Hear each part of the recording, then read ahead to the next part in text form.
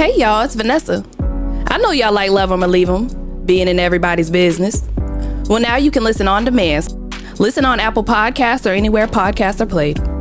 You are now listening to the Dignified Delinquent.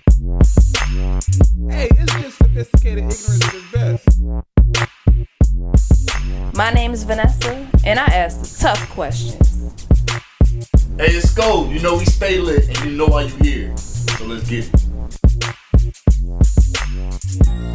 Yep, it's your boy Jerry the Great, and you are tuned into a brand new episode of the Dignified Delinquents podcast. And my people are back. I missed y'all a little bit. Low key, miss y'all. Let's go. Tell them what they know. Oh my God. Hey man, what it is, what it do. It's your boy Sko, aka IM.VSJ, aka Head Honcho High, aka the best vlogger you know. And welcome back, man. Another episode. I know y'all just got done watching the last episode. Thanksgiving leftovers. Yeah. Thanksgiving leftovers. I like what you did. Hey man, I gotta pass to the right. The one, the only, the OG on the show. Me? Yeah, you nigga. You heard what he said. The OG. Vanessa, nice. How you doing? Hey, I'm good. Yeah? I'm good. I'm happy to be back. Yeah. I was like, dang, I wasn't even tired before the show for real today. Yeah. I was like, yeah, okay. I miss talking shit with y'all. Yeah. See, y'all make me feel bad because I was eating my Thanksgiving dinner. Like, is this me? That's you. You still eating your Thanksgiving dinner?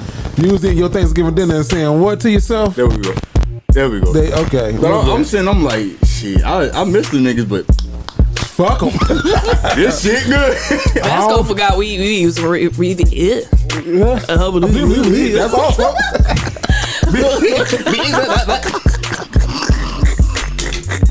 That's how we started the show. Fat Albert.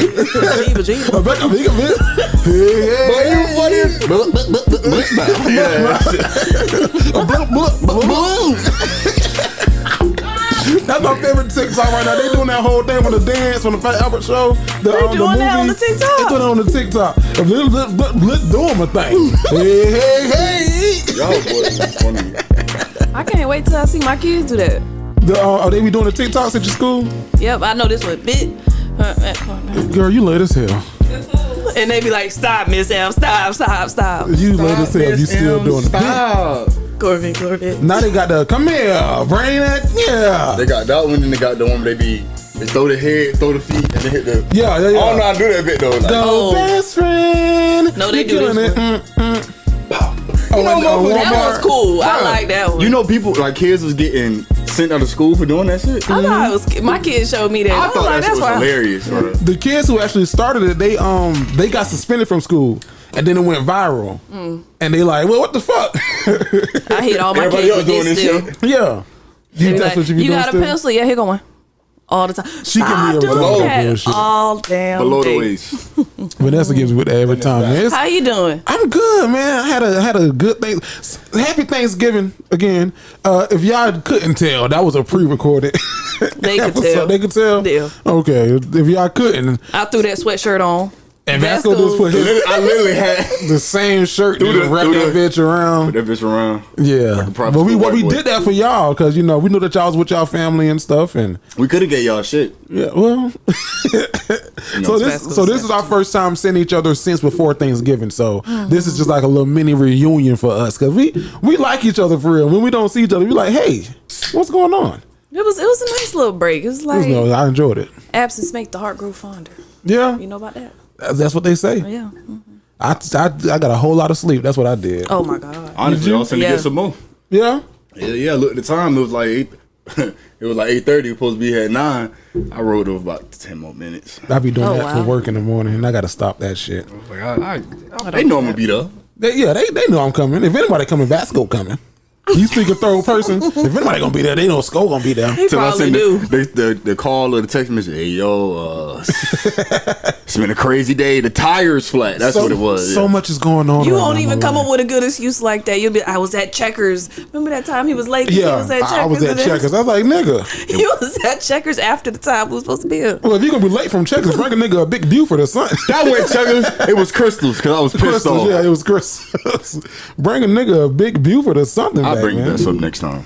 Hey, y'all know tonight we recording the show, but Bone Thugs and Harmony and 3-6 Mafia are going at it in Versuz. Y'all got a dog in the fight? Let me see you. Yeah. Who? I That's like 3-6? 3-6. Mm-hmm. Yeah. I like 3-6 Mafia too. Only like I thought it's the thuggish rugged Bone. It's the thuggish rugged bone. It's the thuggish rugged bone. Okay, I'm sorry. That's it, you feel me? Yeah. But off the top of my head, I ain't gonna lie to you. There ain't too many other songs to tell you made by them. I like 3-6. Are they on riding spinners? Some riding spinners. They don't stop. And ever since I can remember, I've been popping my collar, popping my popping. But Bone Thugs and Harmony got some hits too. They also slop on my dog. Like corn. That's Bone Thugs and Harmony. No, that's 3-6. That's 3-6. Yeah, that's 3-6. Check Yeah, in with me. I think Bone Thugs is more so like 90s, late 90s, early 2000s, and 3-6 was like. I don't know that they're even a good matchup. I don't know. I know the reason I don't like Bone Thugs and Harmony. I love them because they be rapping the shit. But y'all know that song on Crossroads. Mm-hmm. That song fucked me up as a kid. The music video fucked me up. I ain't heard that song. Meet me at the crossroads so you won't be lonely. That video fucked me up. That man walking in that black trench coat with that hat on, and he walking, the motherfucker started disappearing. Shit, that shit was cool as fuck. I didn't think that was like a scare tactic for us when we was kids. Like, all right, y'all keep on playing. We gonna watch this Crossroads video. That was a scare tactic. Motherfuckers start disappearing in the video.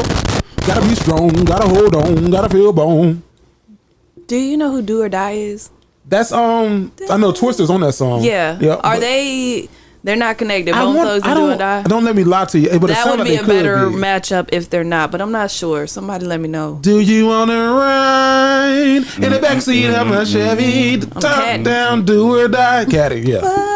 I'm the PIMP. This is the pimpology. Mm-hmm. I like them. Now, if them two went head to head, I think that would probably be a good match. But God, I hope they're not the same. I don't know. That's before my time. I don't want to get on my phone. That's why I'm not looking at it. Yeah. Okay. And then you got Twister on and Do or Die. Come on, the champagne. Listen to the whispers.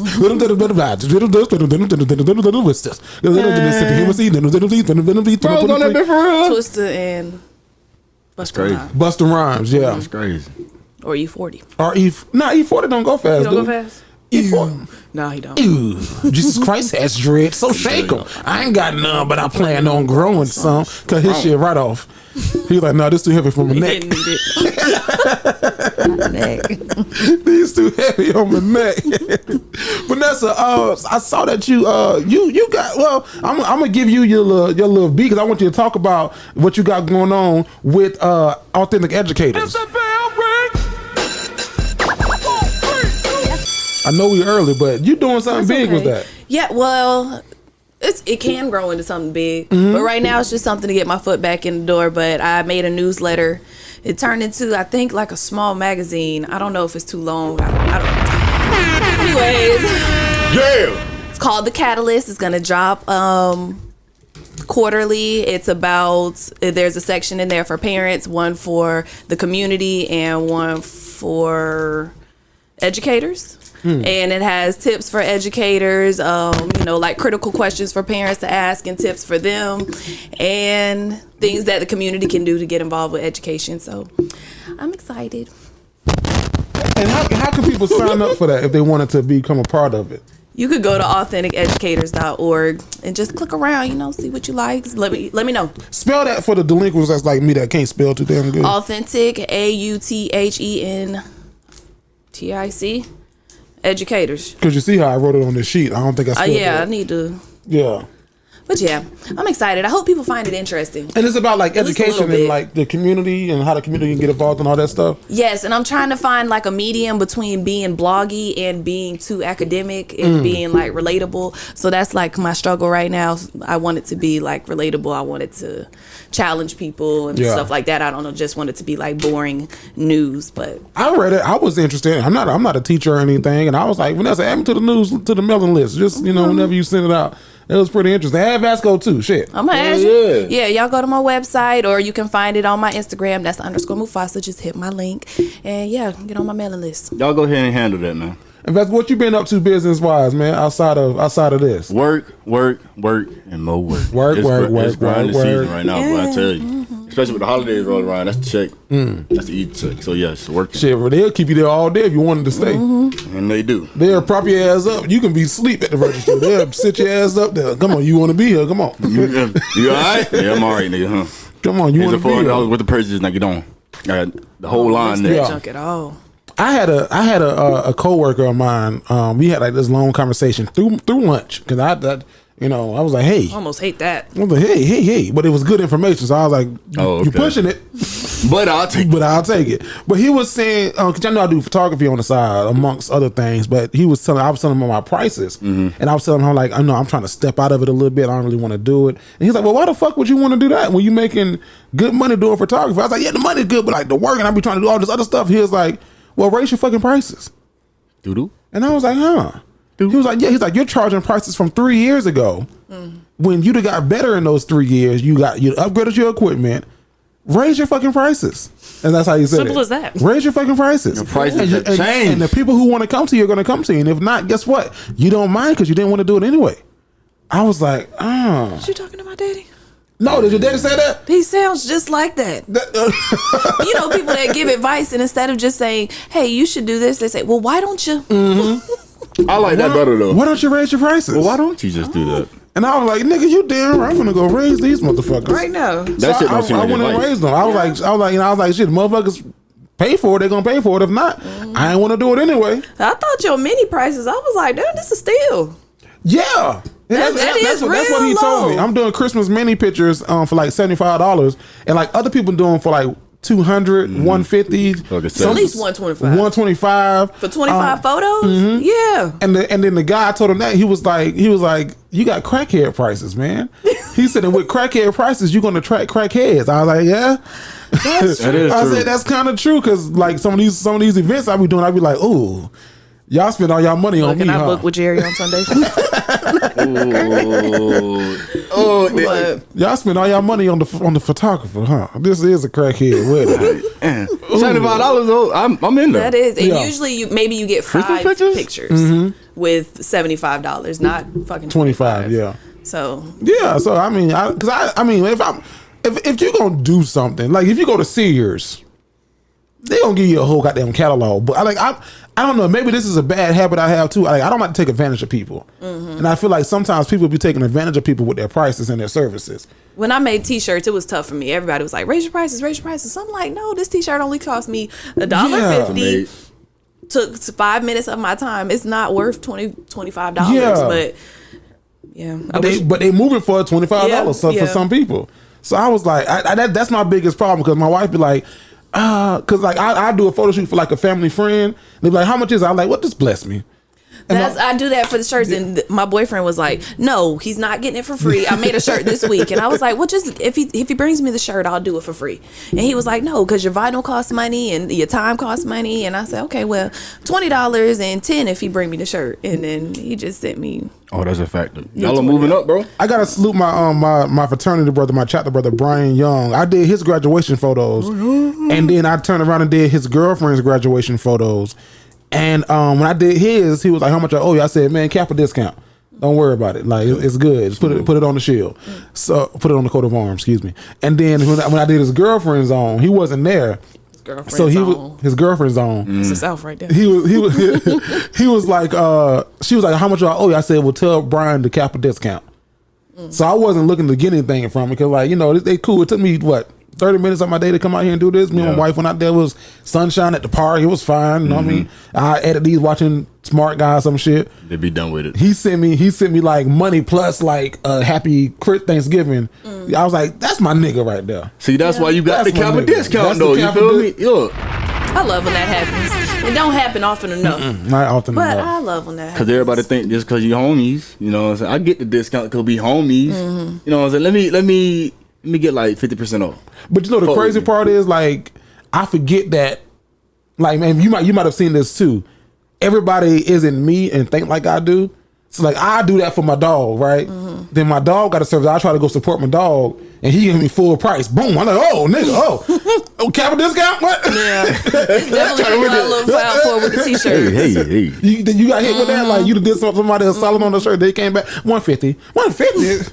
So you got like them photos, huh? What about Uncle Charles, y'all? Matter of fact, I'm just gonna close the whole Google Drive. You ain't gonna have no access to none of the photos. Don't worry about it. That was interesting for me, just to raise on prices. So if you're an entrepreneur out there, you got a side hustle, a side business. Put value. Yes. Or know your value. Yeah. Your price is your price. Don't lower your price. You set the bar. People gonna come to it. The right ones who are supposed to be there. And people who shop with small businesses, please don't ask for the family discount. Go to somebody cheaper. There is somebody cheaper. There is somebody maybe who's in. If you want a caterer, find somebody that maybe in culinary school. If you want your nails done, you can't afford the $80 set. Go get somebody that works at Avita. No, that's tough for me because I ask every damn body for a discount. One of the schools. No, yeah. I ask everybody for a discount. I don't even gotta know you. After I just heard about your Christmases. What Christmas is? How she's the damn Disney, but you gave her Busch Gardens. Oh yeah, my wife wanted. That was last year. I'm gonna make up for it this year. I promise. I swear to God, I'm gonna make up for it. I'm gonna make up for it this year. He meant that one. He lost. Because you should have saw the disappointment in her face Christmas morning. I feel like a terrible husband because I already paycheck sometimes be hitting the wrong time, and then like the end of the year, those expenses be like. Christmas is December 25th every year. Every year, but for the past 28 years. Sometimes in paychecks, your last paycheck before the 25th hit on the goddamn 13th. Yeah. Not when you needed it. Not when you needed it. That bitch hit on the 13th. Now you don't get paid again until the 28th. Yeah. So goddamn, what you want me to do? Be like, look, you want a Christmas present this week, or you want them after Christmas? After Christmas. You want your little one now, and then your big one later. So she wanted to go to Disney, and I was like, ooh, I can't afford Disney right now. Not with this check. I can afford it, but not with this check. I can get, Busch Garden. You get Busch Garden and Aquatica. Aquatica's a good water park. You get 2 in 1. For less than half of what Disney gonna cost, and you can bring a friend, and you get free parking and discounts on the food. This sounds good. He rehearsed this shit. It look like Jerry put this shit up on the motherfucker. You know how kids gotta ask for permission from their parents and they come out with the slideshow. Babe, look. Nigga, I was day before Christmas getting gifts. Okay, so I'm at Home Depot because she wanted a fire pit. But she want one of them big ones, like one of the real ones. I can't get that. That's $200. What's the daddy offer everybody? But what's the one with the legs? the little legs that swoop up like that. The little wing legs. They curl in. The little curls. I can get one of these curls. That fit dynamite. Right? How much is this one? This one right here. That was like 50. I was like, oh, I can do that. So we got that. Look, and it's open box. That we got a little dent on it. She'll never know. I did that, and then I did what the fuck else did I do? It was a patched together Christmas last year. I learned my goddamn lesson. I said I would never. But it came together, and now you got a Christmas story. Yeah, she was looking at me the whole time like. But my wife, she's so optimistic. She's like, well, we'll make it work, you know. My nieces ain't never been to Aquatica, so I guess I can bring my niece because you get a guest, and you can bring your niece because you get a guest. So all 4 of us can go to Aquatica. This went from a Christmas trip to a vacation for them. To a niece's retreat. Y'all got Christmas decorations up already? We did a tree. Okay. We did a Did y'all put y'all stuff up? No, not yet. Maybe this weekend. You put your stuff up, Vasco? Yeah. Well, I didn't put my stuff up, but you know what I'm saying, I helped decorate. What's you decorate? What y'all got up? So at my girls' crib, we got the lights up, we got the stockings up, we got the tree up. Where the lights at? It's like right over. So she got a balcony. Okay. So it's like right over, yeah, on the right balcony? over. Not on the balcony, nice. but like right as you open the door to go out, like it's right above the door. Nice. So it's inside. Okay. Yeah. So it's inside. So you first walk in, you'll see it. It shines the whole place up. Then she got the Christmas tree. You know what I'm saying? She just put that up. And it's real or fake? It's a fake one. Big or small? Medium height. Okay, like a real tree. I mean, Tall as you? Yeah, type shit. Yeah, okay. but it's fake. But it's nice. I just bought a new tree this year. I actually bought a new one last year too, but I didn't like it, so I bought a new one this year. What was wrong with the other one? It's purely my fault. It's purely my fault. You being cheap? No. Because I spent some money on the one last year, but I wanted like one of them fat trees. You want this thick? Oh, is thick? Stick your tongue out of you. I wanted one of them, but I didn't know that our house isn't. You got like if you're gonna get one of them big in the mall store trees, you got to have the house for it. And that's one of the trees that typically sit like in the middle of a floor, and you walk in the house and it's like, oh, look at the tree. Then you walk around it. Yeah. So like we got to put our tree in the corner because we don't got no big Steve Harvey house. So our tree like, oh, y'all tree over there. Now, oh, look at the tree. It's like, oh, y'all tree over there. We got a y'all tree over there kind of tree. Yeah. But that tree was so big, and then it didn't come pre-lit, which was also a big problem because I'm like, nigga, who finna strain these goddamn lights after you got to fan all this shit out? Oh my god! No, that's my wife that said that. I just fan it out, but she said I ain't finna do all these damn lights. Yeah, you got to get 3 packs of lights up there. So I brought a new one from Michael's. I caught it on Black Friday. So I think it was like 50% off. So I was like, oh, it's 7.5 feet. That works. Perfectly. It is pre-lit, and I can change the light colors. I thought, oh nigga, this works. This is good. That is good. I mean, I see the value there. Yeah.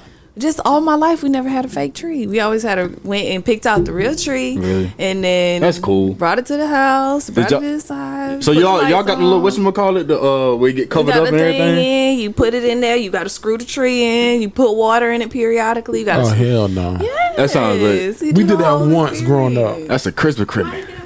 You put it on top of your car. Yeah, tie that bitch down. Yeah, tie that bitch down. It's not dangerous. Lots of people do We did that once, and I remember vividly my daddy whispering to my mom, "We ain't doing that shit again." Fake tree versus real tree. That was a lot of pressure. Comment right now, man. Y'all got a fake tree or a real tree? I want to know. I definitely did fake, man. I gotta do fake. Only because the real tree be like shit be falling and shit. Yeah. Shit be in the real trees. Let me think about it. I don't know. When I have kids, at least once or twice, we're going to get the real tree. You gotta spread that real tree down a raid before it come in the house and shit. Oh my gosh. I support the real tree movement. That seems lit as fuck. That seems cool. Regardless though, as long as you got one up, you got the Christmas spirit going on in the house. Holiday spirit, yeah. But you got a tree up? No, we didn't. We don't have enough room for a tree. We don't even have enough room for an over there tree.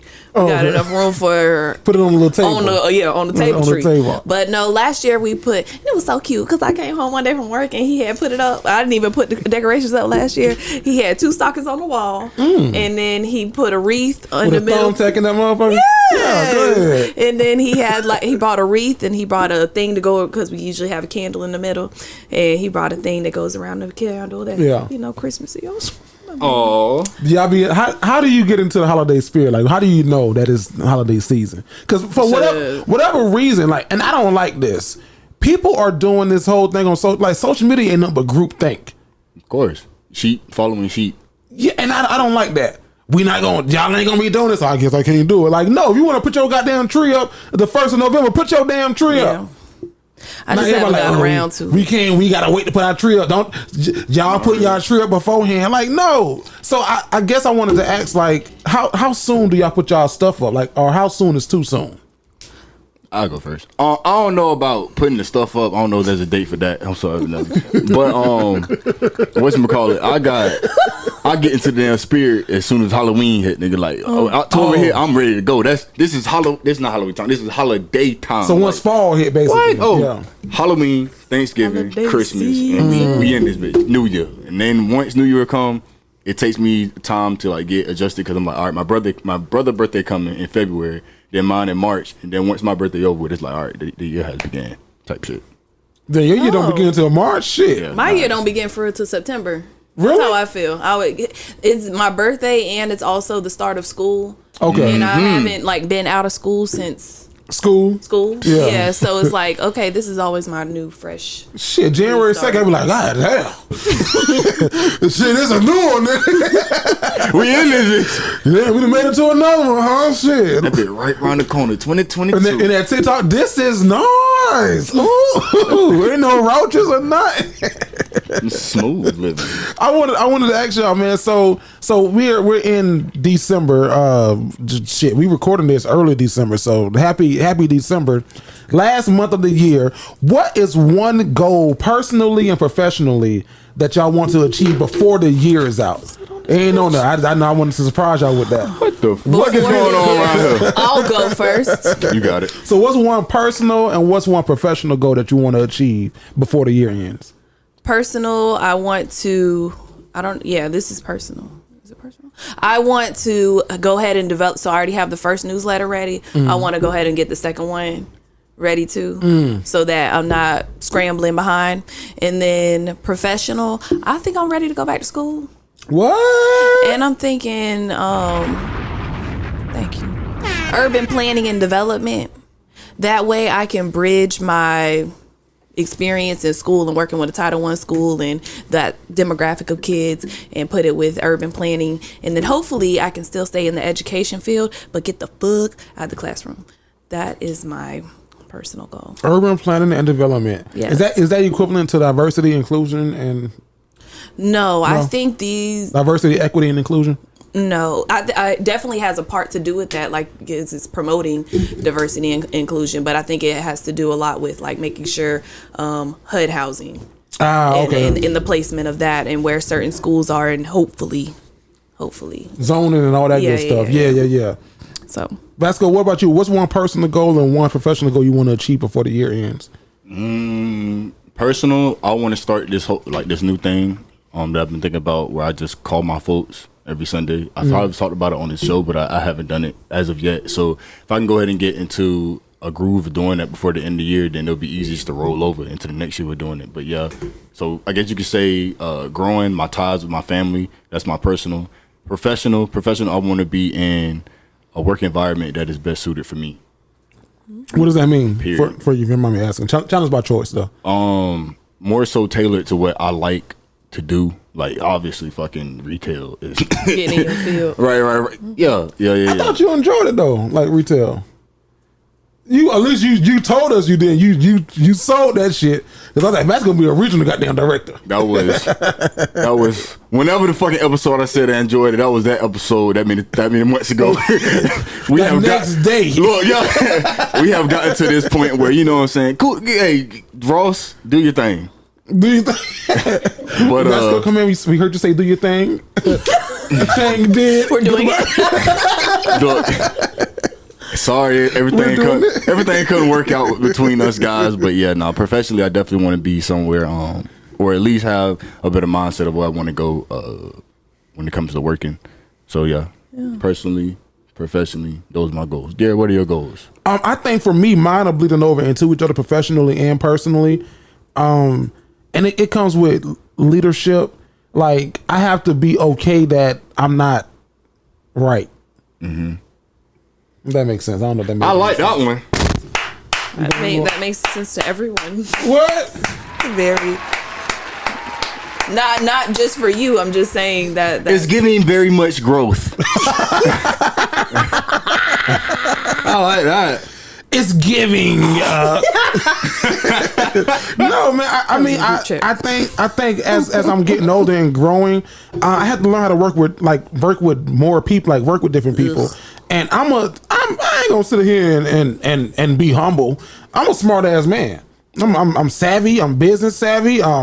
People savvy. I'm street savvy a little bit. I can talk to damn near anybody, but I realize, like, if you're the smartest person in the room, you're in the wrong damn room. Amen. And you shouldn't surround yourself with people who you are overriding all the time, because they need to be bringing value to what you're doing as well. So it's just me realizing, like, hey, no, everybody around you has a different walk, a different life, a different outlook, and they gonna bring value and outlook that you didn't see. Maybe that's me. I'm damn. I done had a moment. Look at that.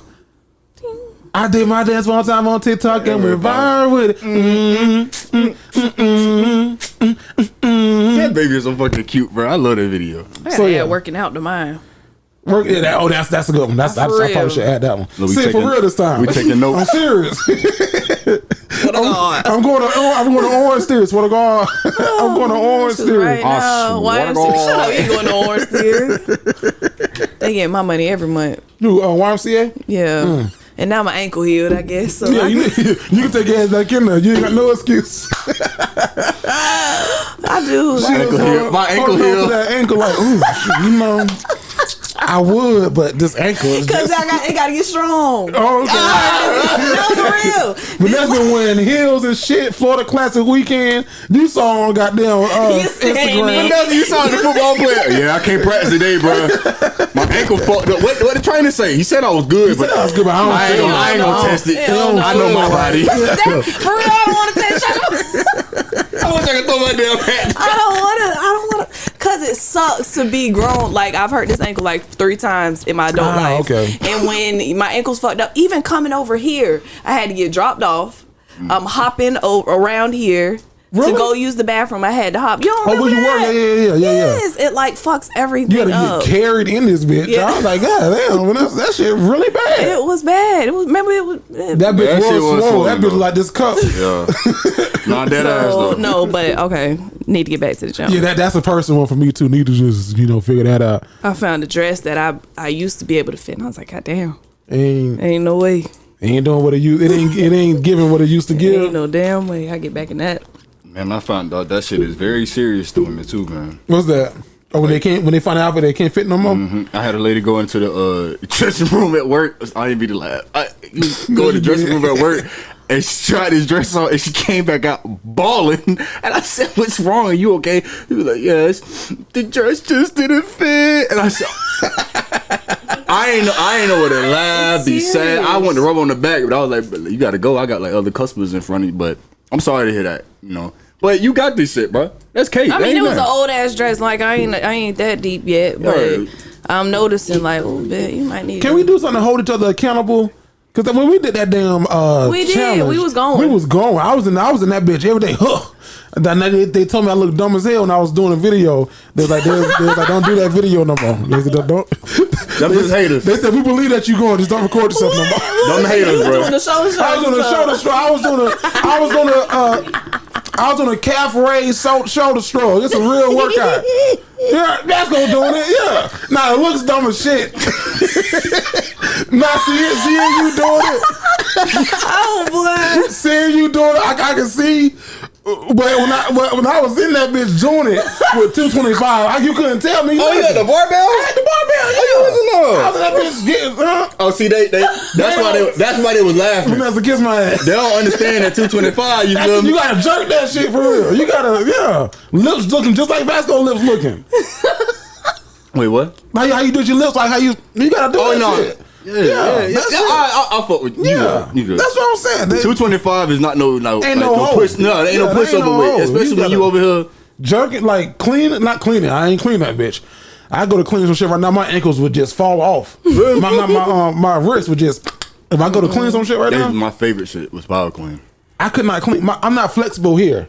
Oh, my really? hands. It took me a time to develop it too, bro. I see how you just did that. I cannot, cause that way I had to hold that weight like this. Nah, I'd be going straight. Right. So I was on a weightlifting team even. Mm-hmm. I had to max out on bench.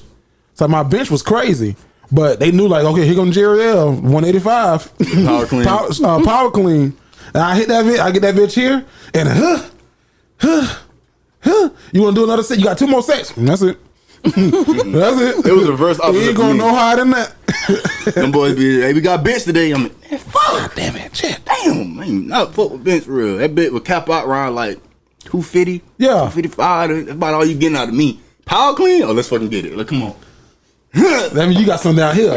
Oh yeah, that's all You got I something right there in the That's all I thigh. got. Any It's leg legs. exercises was my favorite. I hated when we had to do the bench, but like leg press, Love it. kill that shit. Yeah. Back squats. Love it. What's your max out on back squats? 5'10". Sheesh. Yeah, that was That was in 500? college. In college. I see. I ain't play collegiate. No, I believe them. I'll show you where they got my name. I'm kidding, man. I I believe don't him. care. My max was 400 in high school, and I was trying to get 410. There was a guy who played cornerback.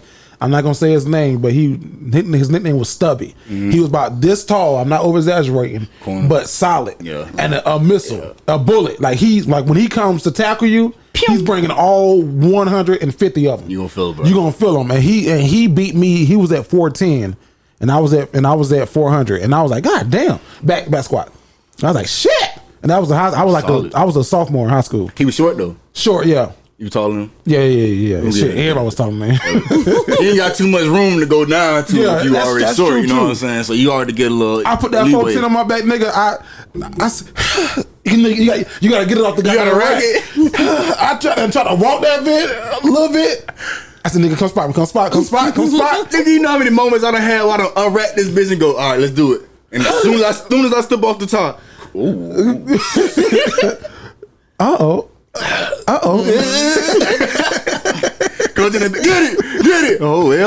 I'm trying. With some help, I probably could. I don't even think I ever did it free. It was attached to the machine. Oh yeah, okay. Yeah, you had the resistance on it. Yeah. Yeah, no, that bitch started wobbling a little bit. You try to walk that bit, huh?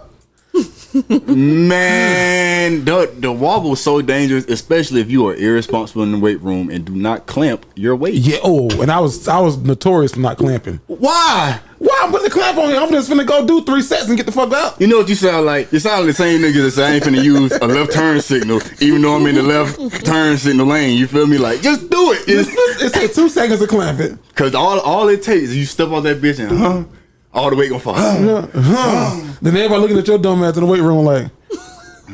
I had one nigga in our damn class. He on the team, nigga trying to bench press by himself, but crazy. I'm like, this nigga hit some shit before he came in here.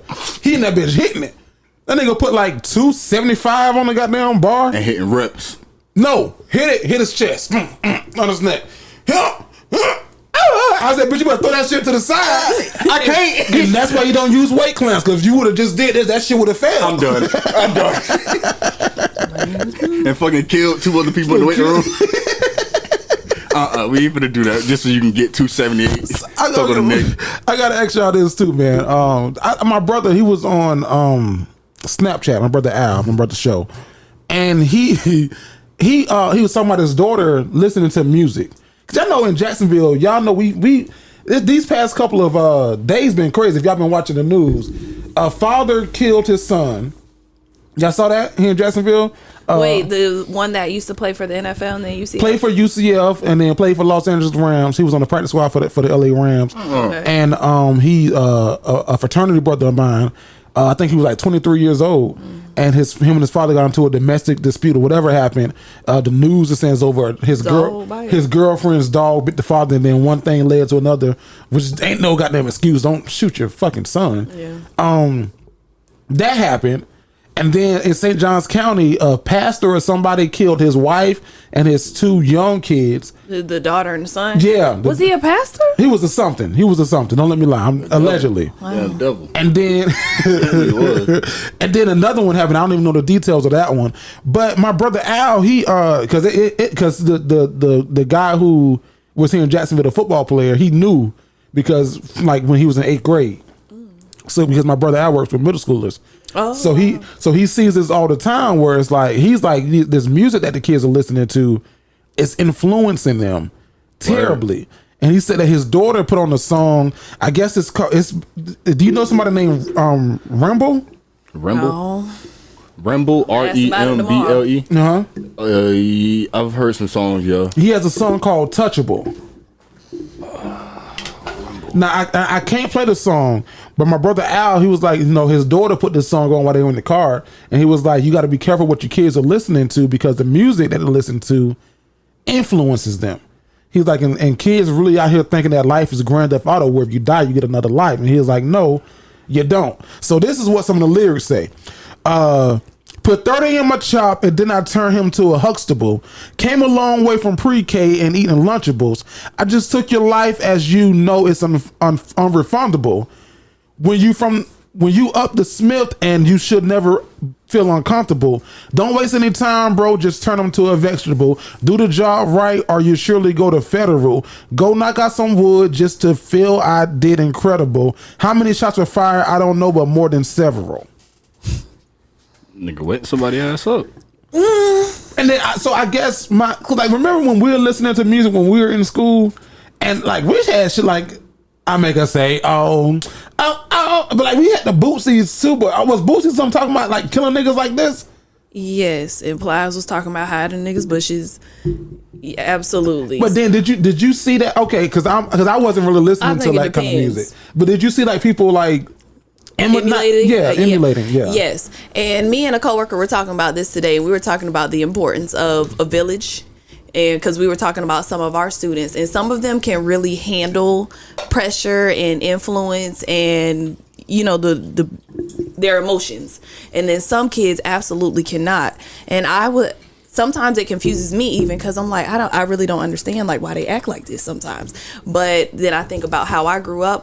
Both of my parents, they, divorced when I was in middle school, but they were both very present. My best friend, both of her parents were together, and I still remember their phone numbers to this day. Like every like I had a lot of people around me pushing me to do the right thing, and I think that made a huge impact on me. I grew up listening to Boosie Webby, Trill Fam, ENT, all of them, and I never listened to a song and was like, that sounds pretty good. I should go try that. I want to try that. We're killing it. I don't know. Yeah. But I do know friends who listen to stuff like that, and then they started changing the way they dress, and they started doing they didn't, well, I do know some people that have killed some people, but they started doing more things like armed robbery, or burglarizing. I don't know, one is when somebody's home and one is when someone's not. Home invasion, they did stuff like that, breaking into cars, just like more mischievous stuff. So I think it depends on your village. If you ain't got one, anything gonna pressure you. And you know what and I'm sorry, Bess, I'm gonna let you go, but what gets me now with music is Rod Wave. Like, I think that Rod Wave is it's a talented, very, very talented young man who probably needs to go to therapy. Seriously, but the thing is like, because we were even at Thanksgiving not too long ago, last week before last, they was like playing this music. They love, and I was like, my older cousins, shout out to my cousin Takora, she was like, "You don't listen to this Rod Wave?" I said, "No, nigga, I don't." She said, "No, this nigga be talking some real shit." I said, "Not to me." Nah, he do though. But the thing is, I don't doubt that he does. Like, I think like I like some of his music, but I'm like, I cannot call him one of my favorite artists. Because where he is, what he's talking about, I don't want to be in that state. Put me in a tombstone and bury me, not right now. If I was 95, maybe. But at 28, full of life and a whole lot more stuff to do in my life, don't put me in no tombstone and bury me. Yeah. I don't want to be sad, depressed. I can't listen to that. There's a lot of big ones that talk, like Kodak has music that talks about depression and stuff, but I don't know, I don't think their lyrics are too different from artists that we grew up with. Kid Cudi, Solo Dolo. Yeah. Man, let me tell you them lyrics that they sing is them boys' truth. Whether they live that shit, they done have friends that been through that shit, whatever the case may be, you know what I'm saying? Like, that shit resonates with them, so they just talk about their problems through the mic. That's what just being an artist is. For sure. Now, fans, on the other hand, like, you can take that shit and you can interpret it and be like, damn, like, I'm going through some of the similar things and I relate with that. Like, I love this artist. Or you be like, damn, he out here killing, I'm gonna be killing too. Yeah. You know what I'm saying? You're gonna end up like most of your favorite artists is either in jail or dead. So you can take that route. But when it comes to kids listening to the type of artists that we have now, I'm with Vanessa. It takes a village to raise a kid, but also it just takes like being a parent. Like, I understand you can't control what your kid listen to 24/7 or XYZ, but you can like let them know that, hey, I ain't really approving of this. They still gonna listen to the shit, but it's just that in the back of their head, like, my mama don't really fuck with this music. Like, you can create a culture in your household that we don't condone that shit. Like, you can listen to it. When you listen to it, you be all thugged out when you want to. But just know that they ain't who you really is. Yeah. Don't be trying to go switch up what we done instilled in you to take on this, what's the word I'm looking for? Image or likeliness or... Yeah, it was a word for it. Worked than a suburb savage. Huh? A suburb savage. Suburb savage. A suburb savage. Yeah, shout out to everybody in Palm Coast. It was suburb savages. You know what I'm saying? That's my term. I just thought of that shit. Put on the shirt. You better put it on the shirt. God damn. You better put that on the shirt. I'm serious. Before this episode come out, you gonna do that shit before Saturday at 10.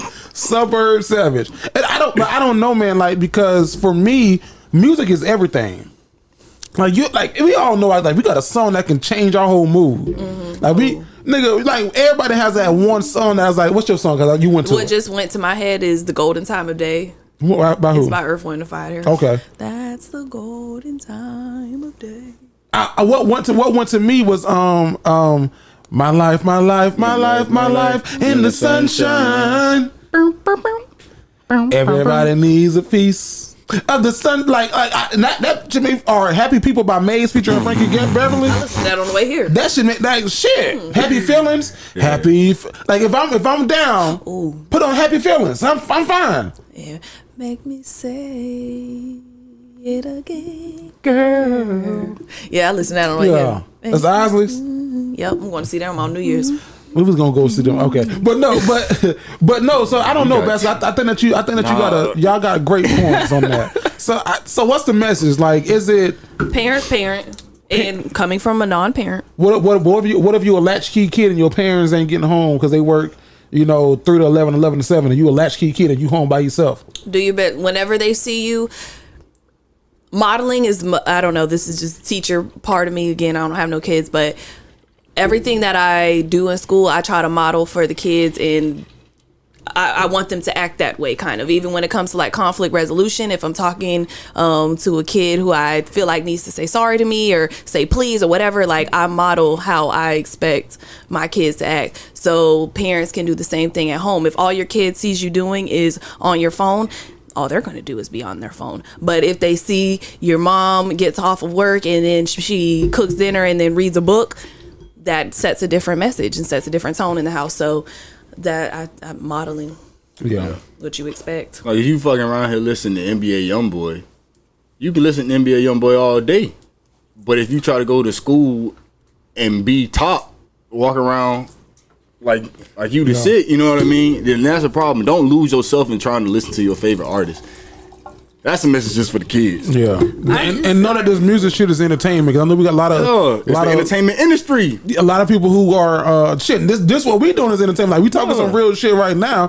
But when we telling these stories and shit from when we was in school and stuff, shit. Sometimes we put 100 on 10. So don't you do none of this shit that your cousin Jared said. Don't learn from my mistakes. Yeah, learn from what I done did. And I don't know. Now we're snowballing, but to the kids, have a backup plan. Because I just started listening to, Iceberg Slim, Story of a Pimp. You got a book? He wrote the book. Oh, wow. He ended up writing like several novels. And I didn't know that. I just watched his documentary. But the point of his novel was to show people the griminess of that life and to show how being able to read and to write well is really what got him out of that life, and at one point got him out of jail. He wrote a letter to the warden. So you could do all of that shit. You could be a hot boy, but be a smart boy too, and don't be a dummy. That's another shirt. Goddamn. God dang it. What was the first one? What is the paper? Write Suburban Savage. Suburban Savage. Write it down. And then the other one was don't be a hot boy, be a smart boy. There you go. You can be a smart boy and a hot boy. There we go. I know many of them. Be a hot. That's what I tell you want to be a hot girl, you want to be smart. What's your? I know many of them that was both. So and I say all that. Y'all saw this shooting in Oxford. Yep. That was crazy, man. Being a teacher is a dangerous profession. It's crazy. Because I would let them kids' asses there. Hey, my kids asked me about that the other day. What? What if something happened in the school? What would I do or whatever? I said, I don't know, baby. Well, you better follow the code red protocols. You better everybody keep up follow. Or get lost. Right. Y'all come on. That shit is insane. Yeah, let's follow the protocol. I don't know. One of them talking about I ain't dying for nobody. I said, me neither. You'll be the main one going. I don't give a fuck about this paper I just signed. Me and you on the same page, buddy. Little do you know. Miss M. Did y'all see the TikTok where someone knocked on the door like it's safe to come out? And then y'all didn't see a TikTok? So the kids were in the classroom, like at the Oxford High School, and they were like, they was like sheltered, like they packed the door, and a knock came across the door. Now it sounded like it could have been a real security guard. But the security guard was like, hey, it's safe to come out. Then they was like, we don't know, we're not trusting this. Then he was like, well, come to the door, look at my badge, bro. And then the kid was like, oh fuck no. He said bro. He said bro. Then one kid said, he said bro, red flag. Red flag. So they real? Yeah, I'm dead ass. And they went and ran out the window. And then they ran into a hallway and they was like, no, y'all good. Like just put your butt God damn it. Yeah, just put your book bags down. And come on, y'all safe. Because you gonna do it too today. I know. I was just, in my head, I was like, don't. Another one. I'm next. So, but yeah, that's a real TikTok. It wasn't the shooter. It wasn't the shooter because they had apprehend him by that point. Yeah, but because he said bro, them kids were smart enough to be like, hell nah. He said bro, red flag. He know the lingo. Yeah, get his ass out of here, bro. He said, that's so crazy because you're supposed to be like dead silent though, so that if they even knock on the door and say y'all come out, They're not supposed to know nobody in I don't the know. room. I don't know where the teachers was at because I didn't hear a teacher say anything. Because you're not supposed to say shit. That's the whole point. It sounded like them kids maybe like ran into that classroom in between peers or something and boarded themselves in there because there wasn't no teacher present in that video. Well, what's crazy is you're not supposed to leave a door unlocked or even propped open. So if that's the case, which is likely, if it wasn't open or unlocked, then they would just be in the hallway and get da-da-da. So I mean, that's fucking insane. That's better or worse. Be careful. I'm careful. Do you know the demographics of the school? Your school? That school. Oh, that school. Oh, it looked very like the palm of your hand. Okay. So you get my kids. And I'm not gonna say. I'm not saying this. You don't. I'm not saying one way, nothing or the other, but I gotta say it. At a school in Volusia County that looked like this, not saying this happened, but sometimes it's an intended person.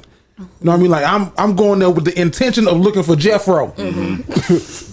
I'm looking for Raheem. Now I'm gonna walk past all y'all. Yeah. I'm looking for Keith. That's what happened in the Texas. The boy who was in got the bullied. fight. He just was trying to get looking for that one person.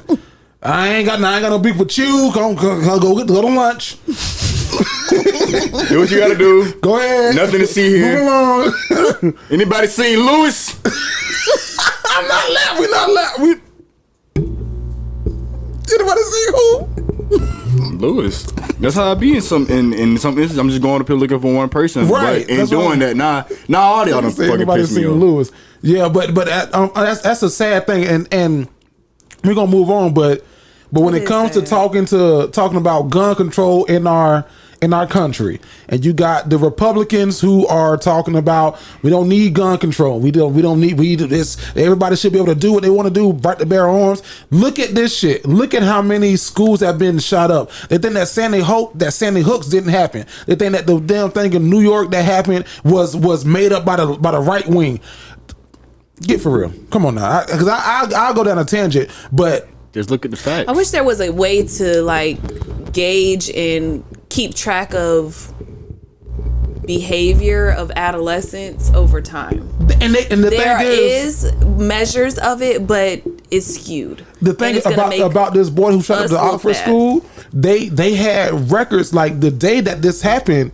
According to I think it was the CNN. His parents brought him to school that day to have a meeting about his behavior. He was having unusual, so he had that meeting that morning, and then later on, and they left him at school that day. And then he changed his Instagram name to something about death is going to be something upon you. See you tomorrow, Oxford High School. He was on YouTube videos coming like I'm going to use that gun tomorrow. So it's like. Y'all ignoring all these facts, and then you get people like MSNBC and CNN and Fox using a fucking headshot of him from when he was in elementary school to make him look innocent. No, use his fucking mugshot like you would use the black guy in Texas. I'm sorry. No, but how do you not know that though? Like that these things are happening. Even him changing his Instagram name, I can see like if somebody did something like that at my school, like the kids be like, Miss, have you seen this? Immediately, you seen this in the group chat? I'm just coming to tell you, as silly as they might. I'm just coming to tell you because I don't want no mess. When I worked for a school district, I got so many messages from. It was a moment in time where it was like, if you go to XYZ high school tomorrow, don't show up. And I was like, hey, the parents were like, hey, y'all saw this shit? And I had to go report like, hey. If something happens on the news, there will be kids that don't come to school, and then they'll be like, oh yeah, her mom said she can't come to school today because Man, so you remember? I'm sorry to cut you off. No. Remember? I don't know if y'all seen it, but there was a picture going viral on Instagram and Twitter and everywhere, and it was about this dude who was looking up like guns during class. Mm-hmm. Did you know that fucking picture was from JU? Yes. Bro, somebody seen dude looking this shit up, and they wanted to be funny, You know what I'm saying? Just take a picture and put it in the group chats and shit. And it just so happened to get to everybody in the school because it went from being funny to being like serious. And it was like, why the fuck is this kid looking up guns? And folks started getting nervous for real. And they started telling professors.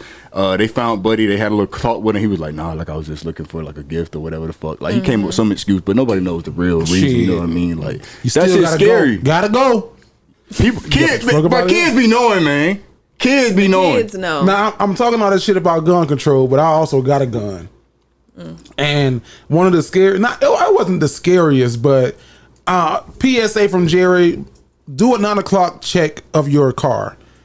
Make sure that you go. You saw my video. I seen your shit and I was like, is it? Because I got some prizes in the car for kids for tomorrow, and I was like, I don't even know if I could leave this shit in the car based off the stuff you've been posting. You find because of what time it is. So those videos I posted, like the one where they sold the packages up our front door, that was like 3 years ago, 2.5 years ago, and then here recently.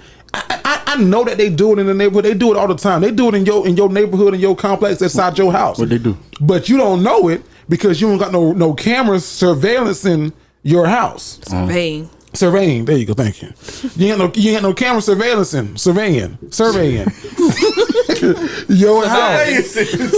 So like if you live in an apartment complex and your car is parked in the goddamn parking lot, you can't see what's going on in your car. But every night. Somebody's coming through your parking lot, checking your doors. Lock your doors. So like, it's like the crazy thing for the longest. I used to get on my wife all the time, like, babe, you ain't got nothing in your car, but it look like you got shit in your car because it's your car. It look nice, and we seen that you got. It look like you got like a bag from wherever, and it ain't shit in here. But to somebody who's what that is, might got something in there. Let me check. So one night last week, I had put my phone down, and I'm very like I always have my phone in my hand because of my anxiety. Like who said something? Just keep it on you. I put my phone down for like an hour. When I picked it back up, I saw my ring had went off, and it's not uncommon for my ring cameras to go off. Cars go by. It's a cat that walks around the neighborhood. So I was like, let me check this, and I pulled it up, and a motherfucker was checking all 8 of our car doors. Check my 4 and her 4. I remember what that jacket looked like. And like pull it. Yeah. This was recent? This was recent. Recent. At like 2 o'clock in the morning. Hold on, you got a suburb savage on the loose and you need to tell us? I like that. Yeah. Nigga Charlie got a lot right now, man. Savage on the loose. And I'm up at this time at 2 o'clock in the morning. I'm up for whatever reason. That is my re-wake up time. Well, that's my still up. Oh, for real? Yeah, I'm still up. Better tell the neighborhood watch But the thing is, I'm like, I was so pissed off. So, like, I think I had missed them by 3 minutes. Nigga, I grabbed my gun from under my bed real quick and went outside. My wife was like, what am I supposed to do? I was like, shit, you back up. Just shit. You better be my witness. You better be back up. Be my witness. And I went out there and I was like, waiting for the wall pass back by. Jared got a bill. I wanted to sit in my car. You wouldn't even have to do nothing. Just I wanted to sit in my car in the dark. And my wife was like, "Okay, come back in now."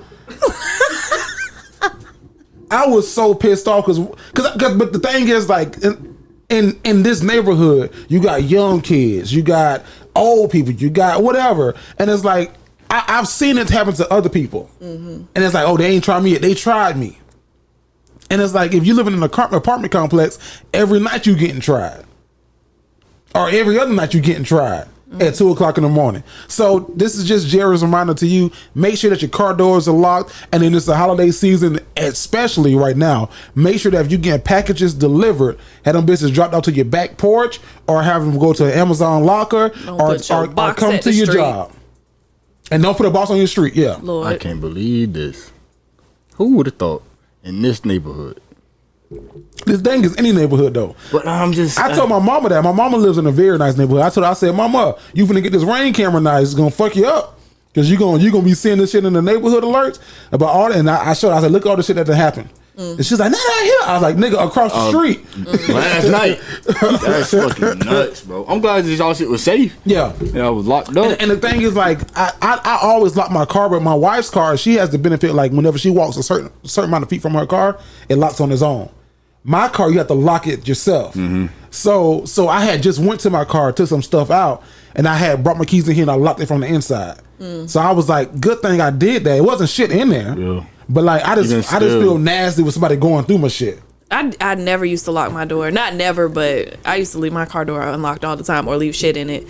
And now my boyfriend's always like, don't leave your backpack in the car. Go get that out the car. Did you lock the door? Left the top lock. Yeah. He's very, clank, clank. I tell everybody I know lock their doors. I used to get on my girlfriend for a minute because she ain't like, what the fuck is wrong with you? So then I started fucking with her. So as I'm walking to her room, I go check the car. If it unlocked, I take something out of there. Oh my God. Wait for her to look for it. Yeah. Oh my God, I can't find it. Where is it? Somebody stole it. Somebody got my car. Like, somebody got in your car? No fucking way. What did they get? What did they steal? They got my agenda with you what? Man, she done locked them fucking doors. After all that shit, she still with your ass? Goddamn right. Listen, Now, the you house gonna learn a locked. lesson, but it's gonna be in the fun way. I take a too much to picture think of about that. What- I used to. I think I had like slight OCD. I think I've grown out of it now, actually. And I think it has something to do with never mind. But She done did therapy in 2 seconds. no, for real. Because I think never mind. I used tell to that have one. a habit of I had to take a picture of the top and bottom lock whenever, like, if I was ever home alone.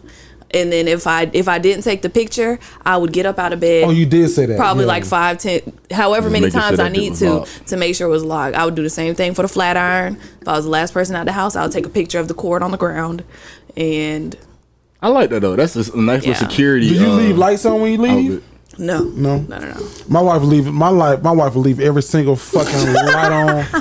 That's why I'm happy I work from home now, and like I can choose. You Like regulate. when I, huh? You regulate. What you mean? Regulate lights. No, I'm not. I don't care that they're on, but like if you're leaving and you're gone for the day, turn the fucking lights off. You gonna be like, Yeah. it's a hotel. Yeah, she got all the fucking lights on the clock, and like I can tell, like, okay, she walked from here to here. there to there. She can't watch TV for 2 seconds. I'm like, what? I be looking like, what the fuck? Because like I used to have to go to work every day and be in the office, and I'd be her home because she would leave after me, and I'm like, what the fuck? No, I don't leave lights on. Who was just up? She left every goddamn like the fan in the bathroom. And I'm like, nigga, I can understand if it was nighttime. It's daytime. Come on, Help me out, please. come on. Lights. Are y'all doing any Amazon shopping for Christmas this year? I did mine yesterday. My Oh, you family done? did a I said, y'all want to do a Secret Santa? This way we only got to buy gifts for one person instead of trying to buy a gift for everybody. Everybody agreed. We found this app online. It's called Draw Names or something. Oh. And you just make it. Everybody makes their list. You draw names. It's all anonymous. Well, I can see it because I'm the organizer of the group. But Oh, so you know who got who? Okay. well, I don't know actually, because I was talking to my sister and she knew what I got, and I was like, "Did you just tell, who you got for Secret Santa?" She was like, "No, I'm not a duck." But yeah, so she could see it and I could see it. But yeah, that's how we did it this year. And I bought her. Don't tell her on the show because she be I watching. bought the gifts Okay. today. She be watching the So show? they could be here Your by sister Christmas. Be watching? Probably not. She be listening? Probably not. Well, Shout out to Silver. Shout out to Silver. Shout out to everybody on the 2021 who listened on Spotify. 2021 rap, man. If you got us in your rap day, any place, I don't care if we first or last, tag us in it. Put it on your Instagram story. Put it on your Twitter. Tag us in it because y'all know we Please. from last year to today. Please. Get around it, don't get around it, Don't get. get around it. Don't get. That's not from last year to this year, and this is the same crew. We grew 999%. And it went from one follower to everybody got We had more than one, but our show has grown that much. Like we're in national conversations when it comes to podcasts. It's like, And it's only been 1 year. it's only been a year. global big. We did what podcasts haven't done. Like people who do podcasts, we've done what they still haven't achieved to do. Like we've been on national chart. We was like number 50 in the top In the what? USA Country or some in shit? the country, yeah. And like that's like with the Breakfast Club on they radio show as a podcast. Steve Harvey, Ricky Smiley, all them. People don't understand that. Comprehend that now, ladies and gentlemen. Break it down like a fraction. Roscoe. Out of the whole country, Yeah. well, we'll just say United States. Out of the United States, That's the country. Ain't no problem. Ain't no Out of problem. the whole Keep going, country, dog, 'cause you was we'll onto just say something. the United Look, States. look. Nah, Right back. nigga. Anyways, yeah, man. But look. So out of the whole country, though, for real, that's 50 states. 50 let's just say one state got literally for confirmation. like That's 50 states. 150 Right. whatchamacallit, 150 podcasts each state, right? Green light. You can say it. But 150 podcasts each state, that's 50 states. We came in top 50 and we've been doing this shit for 1 year. We up there with the Breakfast Club, we up there with 85 South, Port Mines, Just Hilarious, Call me Sir. It's a whole bunch of great podcasts. You know what? And we went in the conversation. I'm marking it today. December 2nd, the Dignified Delinquents will also go by the best podcast in Florida. Period. Say that one more time. Say what you just said. As of Say what you December just 2nd, said. December 2nd, remember the dates, ladies and gentlemen. December 2nd, 2021. The Dignified Delinquents is the best podcast in Florida. Period, Pooh. Period. And I don't like to brag, but I don't like to brag. Do all the time. I brag. I be bragging. Just a little bit. On us, though. You don't brag. You I just don't. share. Yeah, Well, to me, it don't feel like bragging. Yeah, but it's been some podcasts who we fuck with y'all, man, for fucking with us.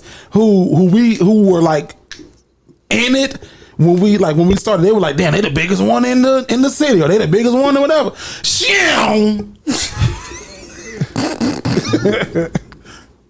Oh, they the best in the city. Got a blast. Got a blast. Am I wrong? Me. Me. I think it goes back to, like, you've talked a lot of times about consistency and just, keep going. You made the commitment to yourself that you was going to drop every episode, every week. Yeah. And we've pretty much done that every week. We ain't missed, y'all. From the top. God damn. This is almost From the rule to 2 years in a row with Identified Delinquents ain't missing. And with this crew, we haven't missed in the whole year. Okay. Nigga, we know. I think down to that. I think they had some different. Well, I'm not speaking of one thing per se. Yeah, there's many different ones. Yeah. Everybody got different things going on in their life. So do we. We're still here every week. I think that's true. That's one of those ones you just laughing to get serious. Y'all can get back in. Yeah. But man, we appreciate every single listener, man. Genuinely. From we got 14 different countries. I think you shared that one. 14 different countries. Okay. From Canada. Zimbabwe. Who the fuck was on there? Canada, Turks and Caicos. Some places I don't even know. Bahamas, Nigeria. Vanessa trying to pull it up while I'm naming. As he keeps naming, make sure you go into the Instagram or whatever social media you got and tag us in the Spotify Zimbabwe, thing. Jamaica, the Bahamas, Trinidad, Tobago. That's who loved us the most, and we love y'all. And we love y'all back. On top of course, America. America. And the viewers here are probably here. Who here? Yeah. In America? No, in our city. Oh, yeah. I had a friend who, from high school, he does plays now, and he got on Facebook and was frustrated because this is maybe his third one, and I don't talk to him like that, but I've put in the group chat with 2 other groups of friends like, hey, y'all know he's doing a play, we should try to go, but it's in Orlando, so try to plan a trip go. I can't make it, all of a sudden the trip has failed through. Not happening. So yeah, and his ticket's only $30. yeah, so I was like, man, don't be discouraged, ain't nobody come to my shit. I'm gonna talk to you. They did, because we sold the fuck off. Yeah, sold the fuck out that. But yeah, I think I know who that friend is. I think that he's done it before. Yeah, he's a very talented guy. I don't know him personally. He was our shout out to Channing. Yeah, I know that name. He was our class's most celebrity lookalike. Who do you look like? Bernie Mac, because he does. That's who he played in their last play. He played Pastor Bernie Mac? Yeah, from Friday. Let me tell you, America. Okay. Let me tell you something. Miracle. Yeah. Massive. But no, man, shout out to everybody, especially the young lady on Twitter who said she wouldn't have got through 2021 without these podcasts. And I think that we were number 2. And she tagged us, and you saw that one, right? Yeah. So thank y'all for listening, man. Listen, this shit don't go for granted. We appreciate y'all. And I'll be honest. I didn't think that people. This might be too honest. I didn't think that people would like me. Not y'all. I'm saying me, like my humor, my laugh, what I find funny, my jokes and shit. I think, what is that called?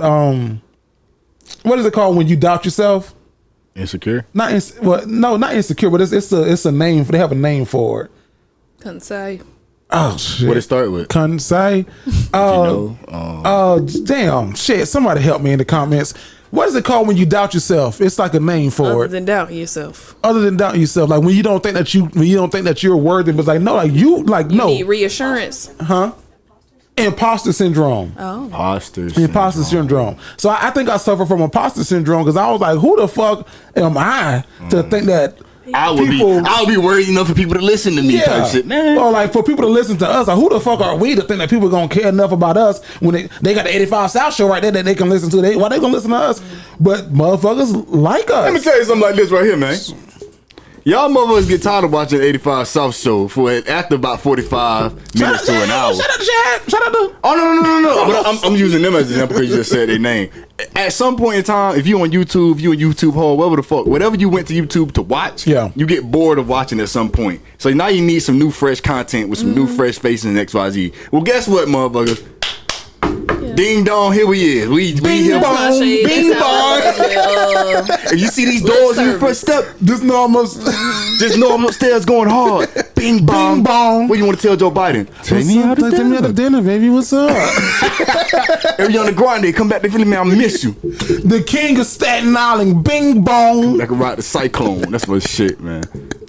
Vanessa, like I know. I'm sorry, Vanessa. No, it's okay. But we say all that to say that we love y'all and we appreciate y'all and thank y'all for rocking with us. Tell your friends and family to get on this train. Nessa, you had this question because I need to ask this right now. What's the difference between being a social drinker, and when does it turn into alcoholism? What did you ask? I was hoping one of y'all would tell me. Oh, because I don't know. Vanessa asked the question. She said, at what point does drinking for fun turn into alcoholism? Like, you think you're alcoholic? For real. I don't think I'm alcoholic, but I do think that I might drink more than a normal person.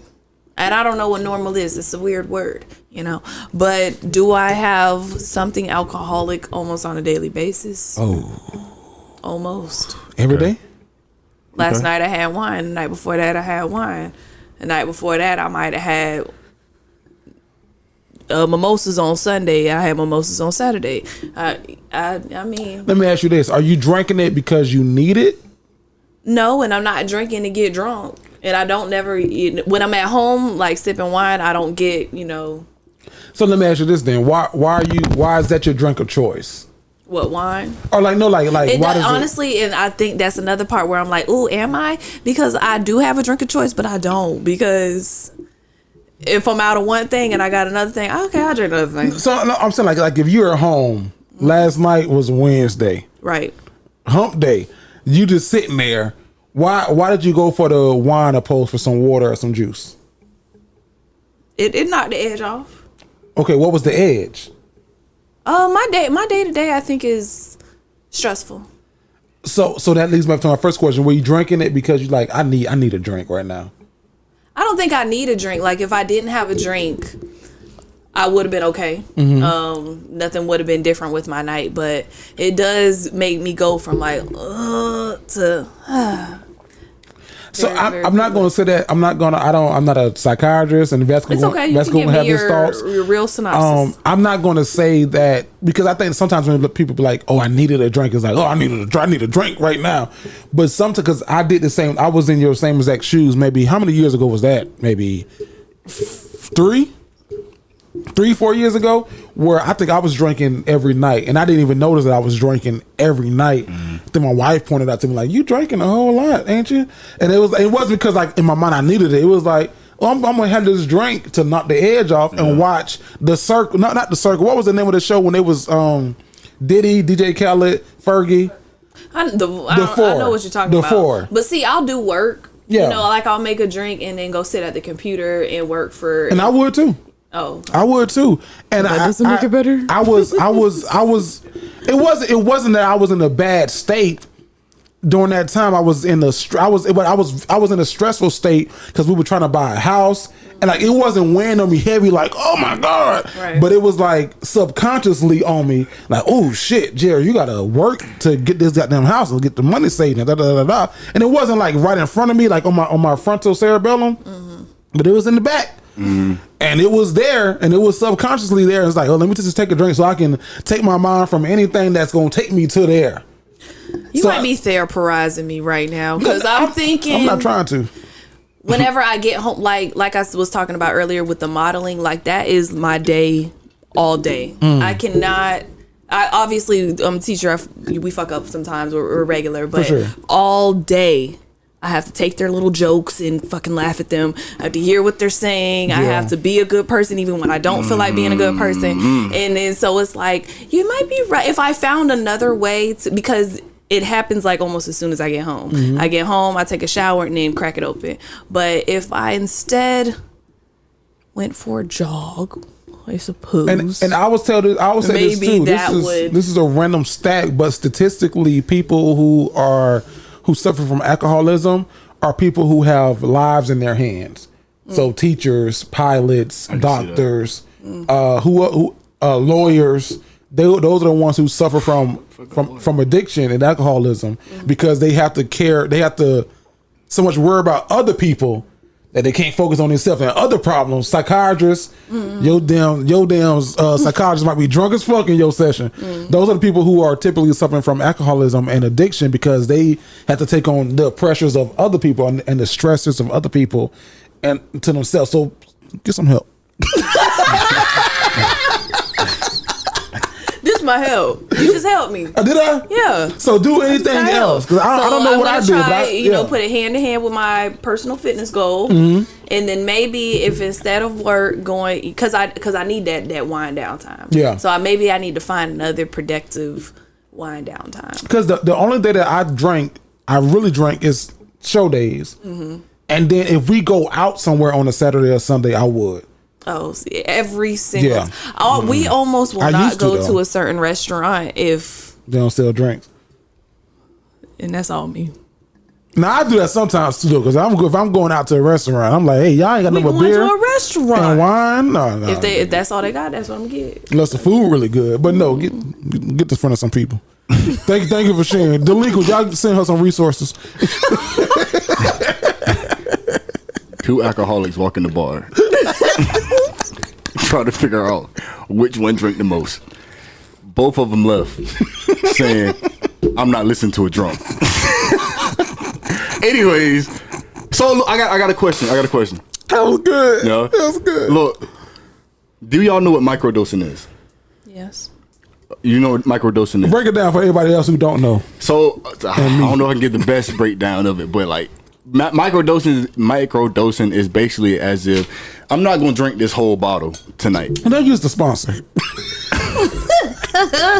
I'm not gonna drink this whole bottle tonight, but I'm gonna drink this much Monday. I'm gonna drink this much Tuesday, this much Wednesday, this much Thursday, so on. So, my question: if you are microdosing alcohol, is that really being an alcoholic? Because if somebody was microdosing, let's say we just bag of chips. Yeah, no. For this example, yeah, let's just say weed. So okay. Let's say somebody was microdosing weed, right? Would you call them a druggie? Would you call them an addict? Why would you microdose weed? I don't know, but that's the first thing I thought about. I don't know what else you would microdose. Shrooms, I don't know, cocaine. I don't know. I don't know. I plead the fifth on this conversation. I'm gonna go with the chips example. And no. I just know microdosing is closely related to whatchamacallit, like in the drugs vicinity. So I'm saying, like, if you take a little bit of alcohol, like every day, if in moderation, right? That's what I'm saying. Like, it's not a lot. I don't know if you could be considered like alcoholic. It's called in that case, if you're doing it every day, it's called habitual. Yeah, I would say habitual drinker. In my mind, an alcoholic is somebody who's getting pissy drunk every day and who need it and who's dependent on it. I need this drink. But I think like some people, like hell, even when I was in high school, my mama used to buy me wine coolers. I can say that it's past for yourself. Not for myself. Not for myself. It's for you, Jared. No. Like she have them in the house, and I sneak one. Oh. Or I drank one publicly. Because it was wine cooler, but it was like, I had a long ass day at school, football practice shit. I need a wine cooler. Fuck. Oh, no. Jared might be an alcoholic. No, but he started early. But what I'm saying is, like, to your point of microdosing, like it wasn't an everyday thing, but you know what I mean, if it was a 4-pack and it was 7 days in a week, I finished a 4-pack in a week. Okay. Mm-hmm. But it wasn't. We probably sound. It's somebody probably writing this shit down like they all alcoholics. Somebody gonna call me in the office tomorrow. Well, I heard what you said. After doing this show, they might be an alcoholic. You know, you ever been There's no one to you ever been mid sentence saying some shit like, I might have a problem. You write your own name down. See, I don't think that I do, but I guess that's the first problem in your problem. Can it be? Because I sit up. I wake up for work. You know I just confidently say, I can say with confidence, I am not an alcoholic. Vasco definitely not. You feel me? If one of us here is, one of us here is not. It's him. That's the Vasco's not. definitely the not. Yeah. But that's what I'm saying. It's about you definitely not. I don't think I am. Now it was a point in time where I was bad. You see alcohol? I was not an alcoholic, but I was a drunko. You just going through it though. Oh, I was a drunko. Oh, I was bad. To the bone. My wife would open the door. I fall in. God. I dated somebody like that. Had to help them up off the ground, up on the bed, take their clothes and stuff off. Then I just started crying. I can't take this shit no more. Drunk people are funny. Get me. I like being around drunk. Come get me. To an extent. Yeah. I like to see y'all. I don't like being around drunk folk. I go to Waffle House. I had to get my cousin in place on Thanksgiving. She shot in goddamn Jose Cuervo out the bottle. No, not Danica. Hell no. You get that one in check. I had to tackle her ass. No, not her. Another cousin. Never mind. Huh?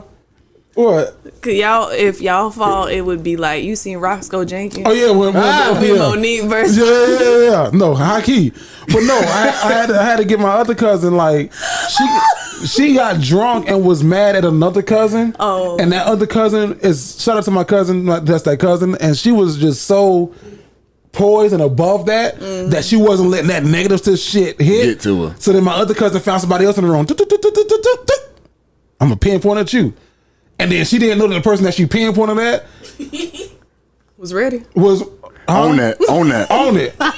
This family though. You got the right one. This family. I guess so. Oh, we gotta put that one in. No, you see it. You saw. Oh yeah. So I'm be all it's Thanksgiving, so I'm drinking like I don't know what the fuck going on. I caught it late. And then she came outside to me like she brought me a drink, another half. No, you drink. Then my cousin, I guess she didn't like what the hell she received inside, so she brought the shit outside. So I'm still like I don't know what's going on. I'm Stevie Wonder like what the fuck? Yeah. Come on. Then that shit, I saw the trickle in my wife.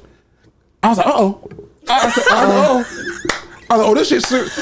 This shit's for real. Didn't see that. I was like this. I don't want to see his switch. Going back and forth. The switch in the facial. No, I need narration. It was because my cousin they don't know not that they don't know my wife, but like my wife is very no. She's my wife is very like she's nice, like they just see like the like nice. She nice till she not nice. And it's like you're not gonna try her. Mm-hmm. You're not gonna try past a point. And my cousin had got past a point, and I didn't know that she had got past that point because I was like, she would cut me. She said that she would cut her over her cousin. She'll cut me, but not in a plain way. She said, Jeriel's sisters won't say this, but I'm a cousin, so I'll tell you. And I said, well, I'll cut you back, but it won't get to that point. And I wasn't there for that. I wasn't there for that. But why did she say that? Just random. It was the Jose Cuervo. Okay. Jose Cuervo. Oh, she just wanted to. But like I said, she was targeted here. But that she wasn't giving her what she needed. Bouncing off. So now I'm just gonna go for who I think is the weakest link. Boom. And I was like, oh. Little you got the ring with the heavyweight, bitch. Ain't what you want. So that shit, at first I was like, huh? What? No. Then I saw that shit flip. I was like,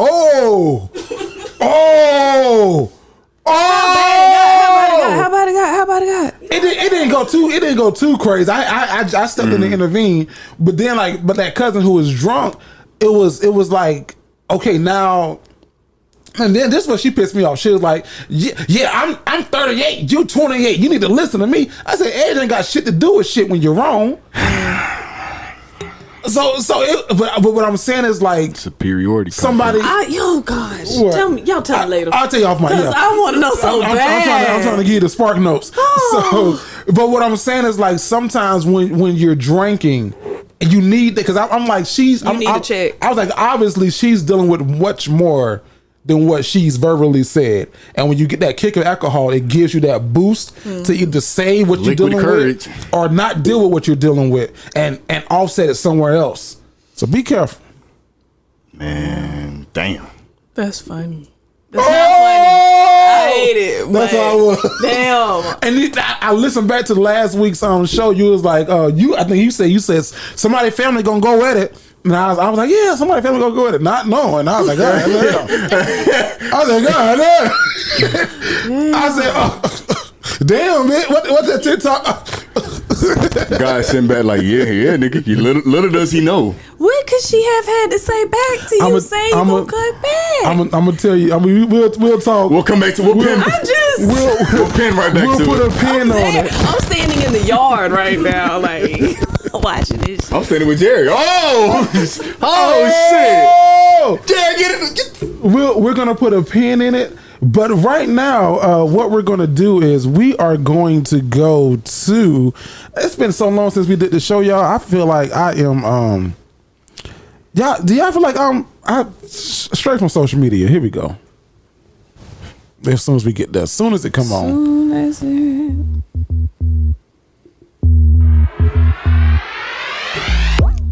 Yo, it's your boy Jerry the Great. And Vanessa, I'm really talking to you. So they're doing this thing now. These guys are doing this thing where it's called the pre-date. You heard about that? Yes. Yeah. Something like where we go on a date and we pay half and half. Well, maybe a little bit different. Okay. So say you exchange contact information, you chat for a week or two, and begin to feel a genuine connection, right? Y'all got a connection. Mm-hmm. And then the anticipation finally builds and y'all finally decide that y'all want to meet up and date slowly. So you set up a day and a time to finally go out. In preparation, is that me? Mm-hmm. That's you. Wait a minute.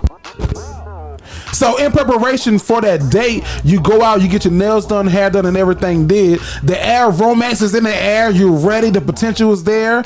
And then he says, wait, let's pause. He wants you to just come over to his place or meet somewhere and catch a vibe to see if he really wants to into you, spend some money on you. That's the pre-date. And if the vibe is right, then we can go on a date. Are you down for a pre-date? Like at their house or at Panera? No, not on a date. Right. Panera's not a date. But Are you crazy? If he's according to what they said on social media, if he's spending money, that's a date. The pre-date so like meet at the park or the public library? Someone for free. Where I can just talk to you, feel you out, see if it's a vibe. I mean, that's dumb, but I would do it because I'm very confident in I think you'll have a good time with me. I'm a good experience. You know, even if we don't get down or anything, I'm fun. I can carry a conversation. I like to do stuff, so yeah. I'm all for it. You gonna do a pre-date? I would never do a pre-date, but I'm all for it. You know what I'm saying? The pre-date hype, man. Go ahead. I think that's, you know what? I think that's the best fucking thing that happened for this generation is that we basically just put a title on the talking stage. The pre-date. That's a good idea. We gon' meet up at this location with everybody else around. We's not together. This is not a date. We just hanging out. We don't know each other for real. It's all this is the hangout. Put a time limit on it. Yeah, we're gonna be out 30 here. minutes. Ooh. 30, not for real. 30 minutes till I catch a vibe. If I don't, we can go ahead and split because I'm wasting time at this point. What it used to be the thing? Next. Remember the bus? They got the bus next. Oh, and remember Room Raiders? I like Room Raiders. When they put that black light on the sheet. Yeah. Anyway, sorry. Nasty son of a bitch. Yeah, I'm on board with the pre-date, man. Yeah, definitely go ahead and meet up with whoever the individual is. See if you feeling them for real, and then y'all talk about where y'all want to go from there. Cause most of the time y'all just out here wasting y'all time. You talk for 2 weeks, act like y'all lovey-dovey, fuck, and then after the fuck session, it's like, oh, I don't really like this person like I thought I did. Let me find a way to break it to him gently, or just go cheat on him so I don't have to deal with the consequences. So, I will say that a lot of people on social media are agreeing with you that the pre-date is a credible thing. I don't know if I would do that, Pre-date? like, because, damn it, I'm hungry. If somebody say, "Hey, let's go on a pre-date," I'm like, "Oh, you playing?" Yeah, that's all. I'm like, this you bullshit. Like, issue is an issue ain't. so if I just say let's go on a date, but I'm not finna take you for real, it's better. I think so. If it depends, 'Cause you get the benefits from where it. you got my number from? You gave it to me. Where? How? Did I get? If you got it off of social media, I feel like I put enough on social media to where you can gauge my personality. Now there are some people that don't put that much on social media where you can't. Yeah. No, I'm somebody like me. I put when I look good. I put when I look not good. Like, you know, you can see what I'm about that way. But if you meet me out, you know, saying one light, say it's let out in the parking lot, you get my number real quick, and then you want to have a pre-date before a real date. That makes sense to you? No, not at this age. Okay. No, but if I was like 25 younger, yeah, I'd do that shit. Even if I got your number through the social media, I'm not believing that you who you say you is. A lot of y'all That's true. is fakes. Now Vanessa is a very specific fucking She case. authentic. Right, literally, she got authentic And an educator. Shut up. She's specific case. Now some of y'all might be too, but for the most part, a lot of y'all be faking the funk when it comes to social media. You do. What's the goddamn shit you said you had? The impersonator syndrome. Imposter syndrome. Imposter syndrome. A lot of y'all got motherfucking imposter syndrome. I don't think that goes with what you're saying. I get how you try to tie it in. Yeah, I'm just trying to make a point. They just put this image of what they think is cool or what people might like, or you know what I'm saying, and it's not really you at the end of the day. So you got to go on this date so I can see if you about the action for real or if you not. Point blank period. Just want to see if I can catch a vibe. Catch a vibe, we can go ahead and talk about something else. But if not, I ain't gonna waste your time. We can go ahead and slide. Versus acting like we together or there's something potentially there. Yeah. So y'all let If us you know. older than 27, do not ask no woman to go on a pre-date. If you older than 25, don't try that bullshit. Cause if she about something, she gonna be like, fuck, no. Niggas at that point got money. Yeah. We But can go on 25 date. younger, just having fun. Okay, fine, shit. I'll meet you at the A park. pre-date. I would have been at the park. I would have felt for that stupid shit. I probably would have been a nigga. It's not stupid. It's a good idea when you're that young. I've never been not the chivalry guy though, so I would have been like, bitch, when you finna go to, and I don't trust easy. You even go to my goddamn house for a pre-date, bitch. That's I premeditated. wouldn't want to go to somebody's house for a pre-date. That's weird. I would on think that the was a first setup. date going to somebody's house. That's a setup. No. We going to the park. Producer, what you think behind the camera? Well, I did that one time. What's the difference between what? A pre-date and just getting to know each other. Like, Oh, pre-date you get to meet in person. You get to know each other in For person. free. For free. so what's the difference? We got pre-dates. I was trying to get some pussy. And that's what I'm saying. The talking stage is too confusing. We were watching We were watching movies, but I was like, That ain't what ooh. you were thinking about. Damn, If man, y'all if was she offered really it just to me. watching movies? on the other side of the bed. We was watching Desperate Housewives like a motherfucker. I got so much. We were watching so much. I got in tune. Oh, so this is the killer. This is what's going on She this was week. asleep. I was still watching. Oh, this is good. I ain't do no pre-dates with nobody I didn't want to. I was the head hunter. Like it was predetermined in my Vanessa, mind. you and women like you are dangerous. No. Because men be like, oh my gosh, I love her. And then you be like, nah, nigga, that dick was terrible. I don't give a fuck she about your calls you heart. love or sir, and I was definitely out this bitch like, Hey, love.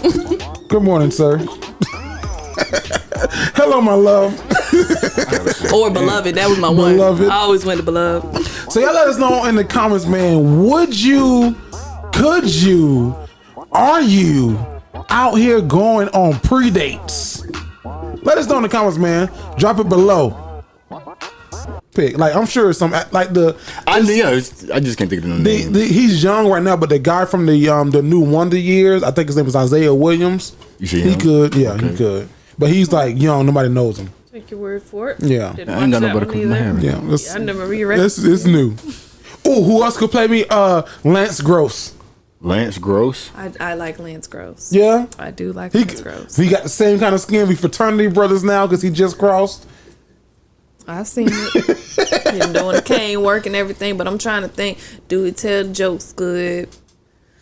But does he get mature? He did House of Pain. I know he did House of Pain. That's where I know him from. And then he's on Arcana People. That's the drama. So Lance Gross could probably put on a little weight. Yeah, he could play you. Yeah. You got to Google him? Yeah, he know how to play that sensitive side too. Did y'all watch BMF? I know you've seen it all over social media. I saw it, but I haven't watched it yet. I want. Is the season over? Yeah. Okay, so I saw on Twitter you said the daddy pissed you off or something like that. Why? And if a character really gets to me, then I feel like that's a good show. Because he was just angry. You know, people that walk around like a dark cloud, don't matter what's good, what's bad, like you just always fucking mad. That was the daddy. But I can understand people like that. You know what I'm saying? Your life is hard and all that shit. But is that with Big Meech or Little Meech? Yeah. At first, I was confused as fuck because I was like, this does not look like Meek Mill. But then I started. Then I watched the show and I was like, because at first I skipped it because I was like, this looked cheaply made. But that's at the beginning of the first episode. But then it looks like a real, you know what I'm saying, a well-produced show. Since we're here on Vasco's question, I'm sorry, y'all. I'm just gonna ask. Did y'all watch True Story with Kevin Hart? Hell yeah. Did y'all like it? Hell yeah. Vanessa's like, I'm a fan of Kevin, so I'm biased. I'm a fan of Kevin too. I'm a fan of Kevin. Mr. Hart, but I think that his character reminded me a lot of his narration of his documentary. He's very the documentary on Netflix. Whenever the whole scandal happened with him, don't fuck this up. Don't fuck this up. Yeah. Yeah. Okay. So whenever he had the intimate show, I think the intimate show, the stand up like at his house. Or something Kevin like Hart. That.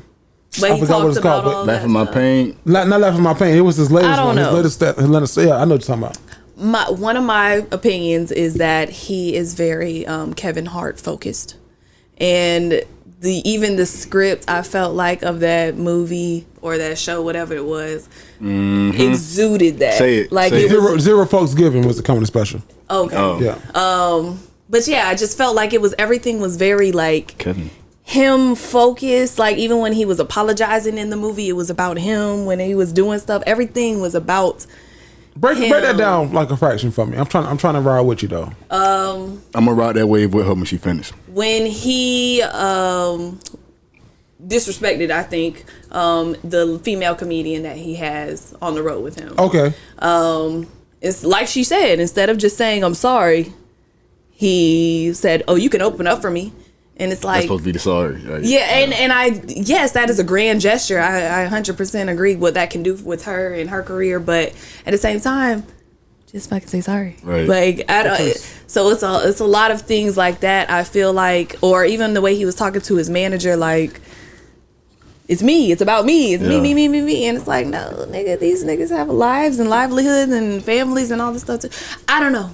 I'm not at that scale yet, but he just seems very Kevin Hart focused. And then for the movie, I felt like the rising action was rising and rising and rising and rising, and it climaxed and then fell and then it was over. Okay. That's my only critique there. It was like the maze was fucking never ending with the plot. Come out the show. Yes, but I did think it was good. I thought Wesley Snipes was good. I like the story behind the scenes. Gene, shout out to you. Shout out behind the scenes, Gene. I swear I tweeted that. Gene. But that shit went here and then here real quick. Mm-hmm. But this part was like forever. I don't know, bro. No, I agree with you to a degree, especially when it comes to it being like about Kevin. I felt like the show took a lot of real moments from Kevin's life, and like implemented them into scenes, like the bar scene, where you know what I'm saying, he got drunk, told his brother like, hey man, like I ain't really trying to drink, you feel me? Mm-hmm. One thing led to another, and then you know what I'm saying, the show begins, and it's like shit. He talked about that in his special about how like that's how he ended up cheating because he didn't have anyone around him, and that's when shit hit the fan. Girl, that's what he said. 100%. Girl, that's what he said. But that's what I'm saying. So like that one specific instance, and then the instances where like he snapped on fans or like on his coworkers. Like I feel like that's 100% real. That looks like a real ass Kevin thing to do is snap on motherfuckers because in the moment you got so much going on in your own head, you don't care about nobody else. But then trying to like come back and be like, hey, I'm sorry. Okay. Like I was having a bad day, XYZ. Because he did that, whatchamacallit, a couple times where he had like real apologies. Like he was just helpful, like, look, bro, like I wasn't feeling the best. Like I was out of character. That wasn't me. Like I apologize, XYZ. Yeah. So I could see that those real moments was happening. But also, yes, like, bro, Vanessa, I'm watching this shit episode after episode after episode. I'm like, fuck, some shit just keep some shit. I'm over the bed like some shit just keep happening to keep me engaged. Like I gotta watch the next episode. It's 30 minutes. I don't feel like wasting 30 minutes, but I gotta find out what happens. Type shit. Like it is very captivating, especially if you are a fan of Kevin. I would say go watch it, but even if you're not a fan. Yeah, it's a good movie. Show. Good, Series. whatever you want to call it. But yeah, I think I might have to go watch that shit again. So I will say I think that is loosely based off of the Vegas thing, right? Mm-hmm. I think that is loosely based off that. I think that Kevin Hart. God damn, Vasco. I touched the shit. I think that Kevin Hart getting into his dramatic bag, it was smart and wise of the writers of that series to not stray too far from who he was to be, that dramatic character. I don't think that, I think that Kevin Hart is a nice guy, but he's human as well. That's what he told behind the scenes Gene, like, hey, we human too. Like, I'm not a superhero. I'm human. Yeah. I think that like if you watch the series, I'm hoping I'm not spoiling it for y'all if you ain't watch it. If you ain't watch it, turn this off, go watch that, come back.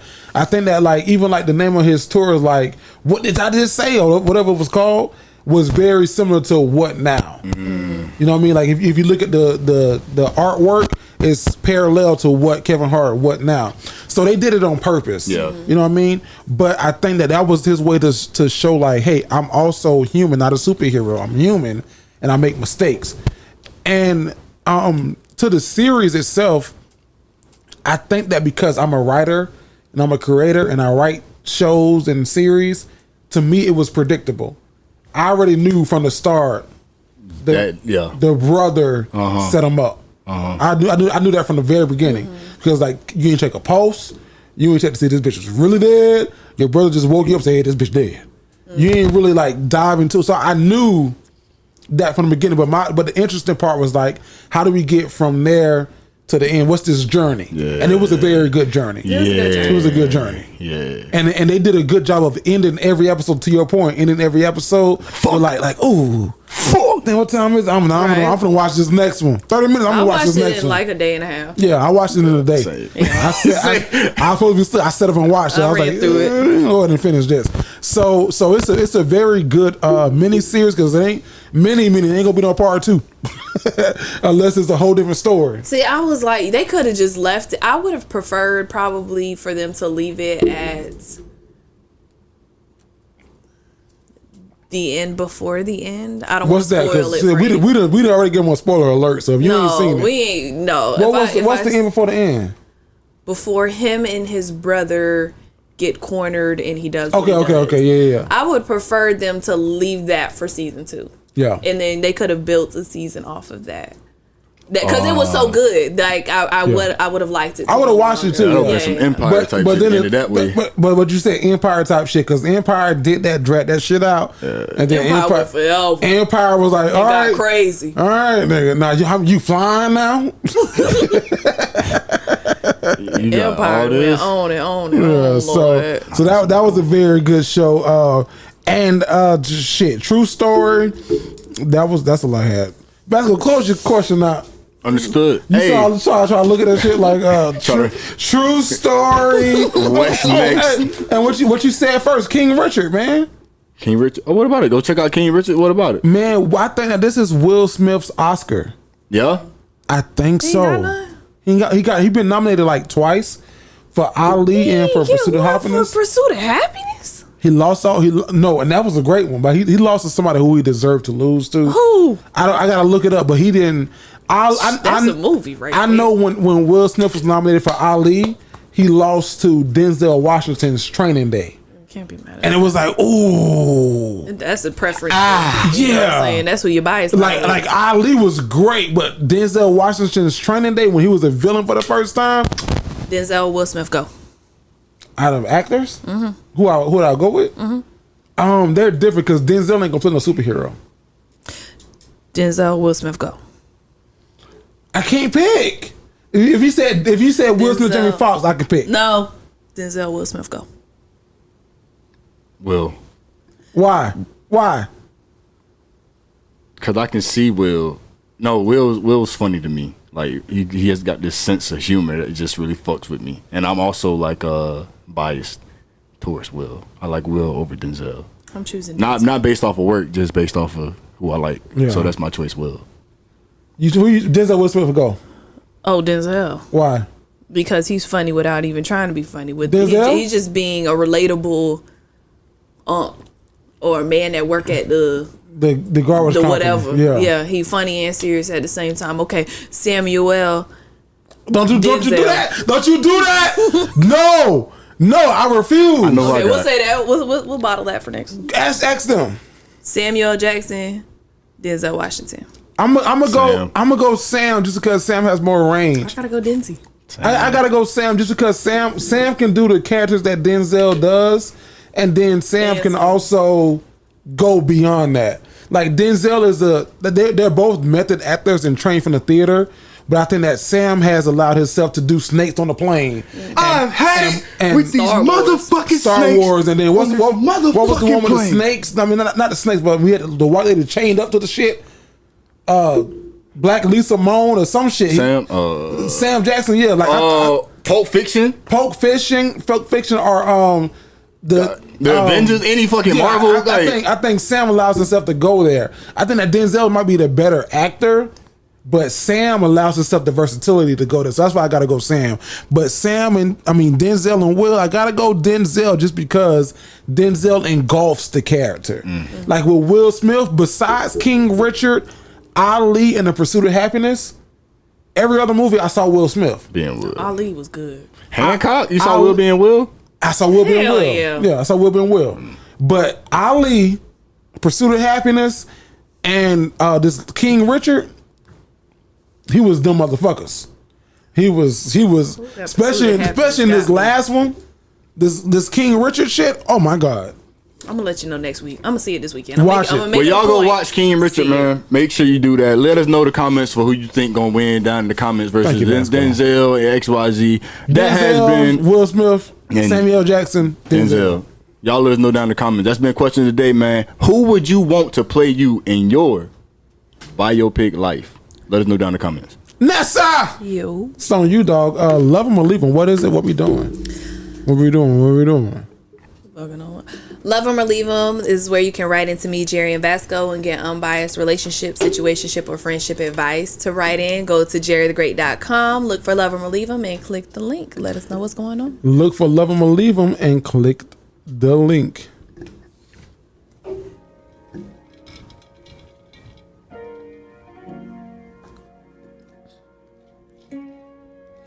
Too many white friends. Glen Burnie, Maryland.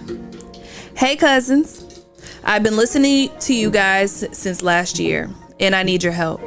I'm the kind of person that always wanted to know about my culture. Growing up, my mom was a black woman born in the 60s who grew up in the Caribbean islands during the Black Revolution. So she didn't really understand it or wasn't affected by it. So me, being a 28-year-old black woman, I wanted to know more about my culture, which she kind of looked down on, and what they had to go through to get where we are.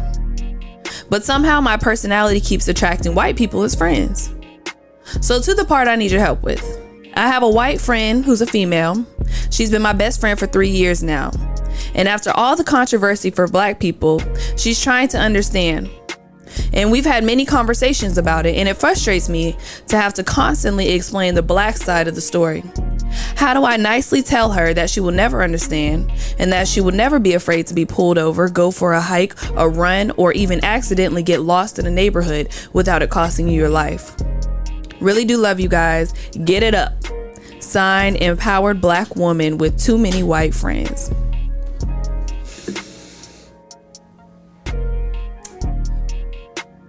So I don't think that you nicely need to tell her anything like what you're thinking.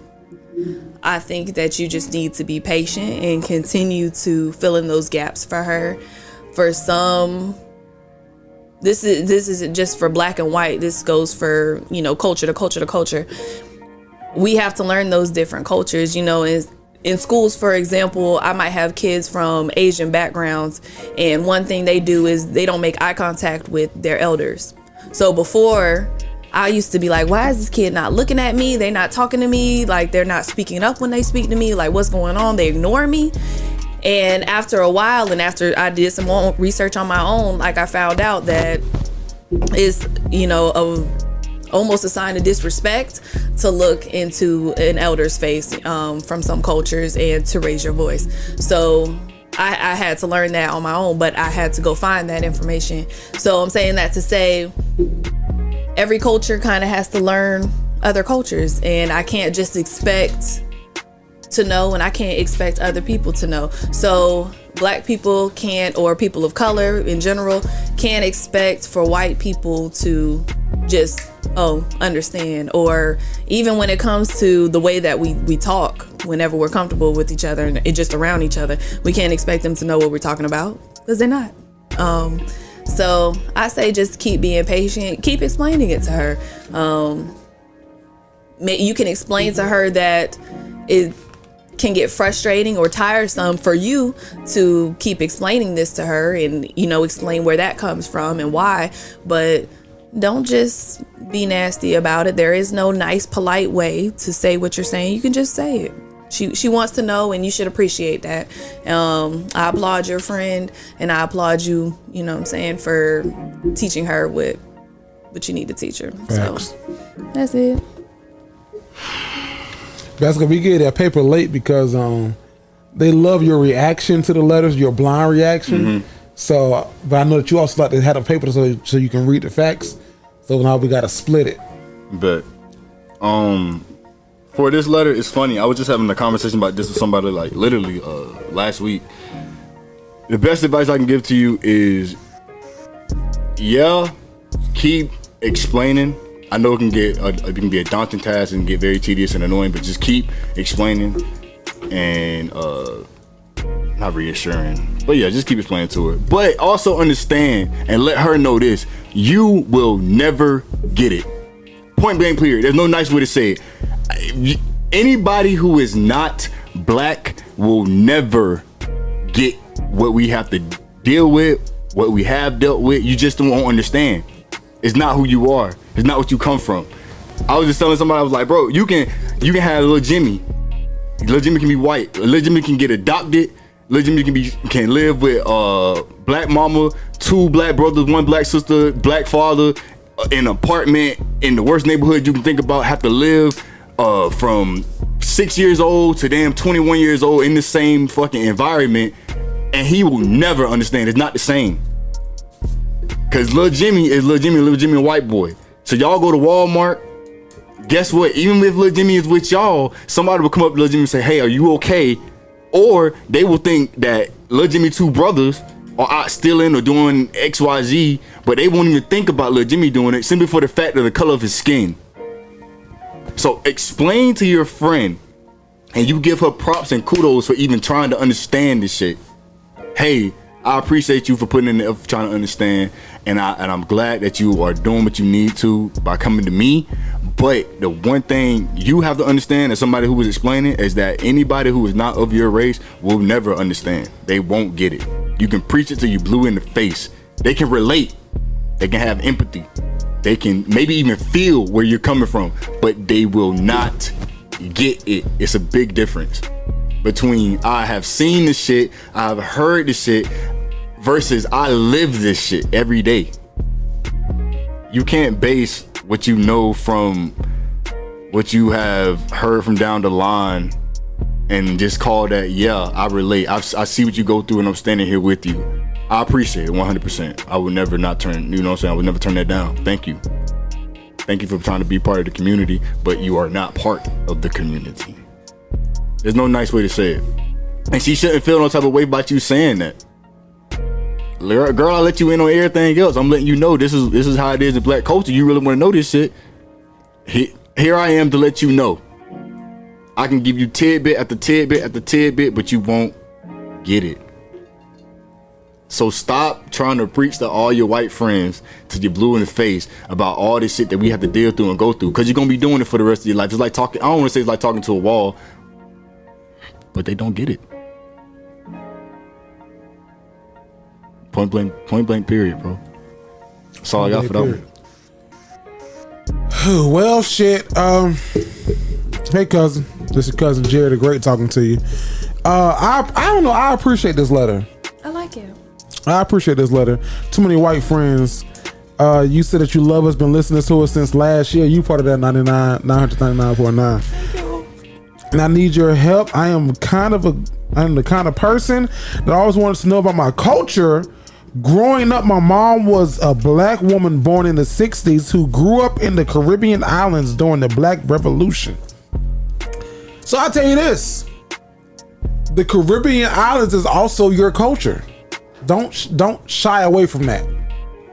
I'm not sure what island, what is, but the Bahamas or Jamaica or the DR or wherever. Like, that's your culture too. Don't be black, but also understand your culture and your prevalence to that. So she really didn't understand and was affected by the revolution in the 60s. So you being 28 years old, black woman, you wanted to know more about your culture, which your mom kind of looks down upon. I don't know if y'all know this, but y'all ever talk to an African?